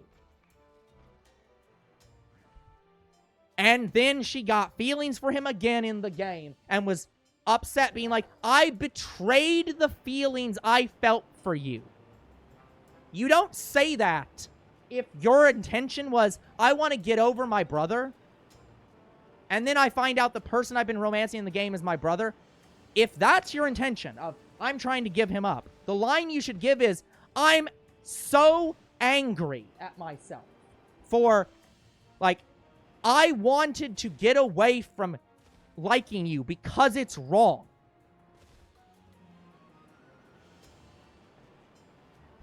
And then I fell in love with you again in the game, and I'm so angry at myself because it's wrong. And they never say it's wrong. Ever. If that's the story they want to tell, then that's fine. They can tell a story. Like, let me be clear for a moment, guys. By the way, we have 2 minutes. I want to be clear. I shit on sister shipping a lot. I think it is a terrible story plot to put in your story. But you can make a sister shipping plot that is not bad. You can make a sister shipping plot where I do not count off on it. But if you're doing that, and that you have to do it. Senpai. Magical Senpai was a special exception. Not what I'm talking about here. If you want to make a sister shipping plot and me not count off on it, that needs to be the plot of your show. The plot should be that the sister fell in love with her brother and that it's wrong. And you must say it's wrong. And the sister should be overcoming that by finding someone else. Then you will not get points off from me for a sister shipping plot. Because the point of the show is that it's wrong. And that's the understood by every character in the show, that it is wrong. Sword Art Online fails for that reason. It never says that it is wrong for her to have those feelings. It in fact says it was wrong for her to give up those feelings. She says, I betrayed the feelings I had for you. And she's sad because she betrayed them. She's not sad that she fell in love with him again. She's sad that she tried to stop being in love with him. That is not okay. Ever. And the character from the Abridged never loved him. Never. Not in the past, not now. She has never loved him romantically. In the Abridged, not only does she not love him romantically, she's pissed off at him because of stuff in their backstory. And it is written so good. The emotions they wanted to get in the original show from their stupid sister shipping plot were actually accomplished by the Abridged. But to answer your question, Rod, we will watch Alicization. I do plan to watch that. Because to be fair, I stopped after season 2 of the show I did see Gun Gale. I did see the Asuna story arc. I have not seen Alicization. That is planned to be watched. We will see it. And here's the thing. I want to hope that Sword Art Online gets better in my mind. I liked that show as a kid. I really did. Don't like it now.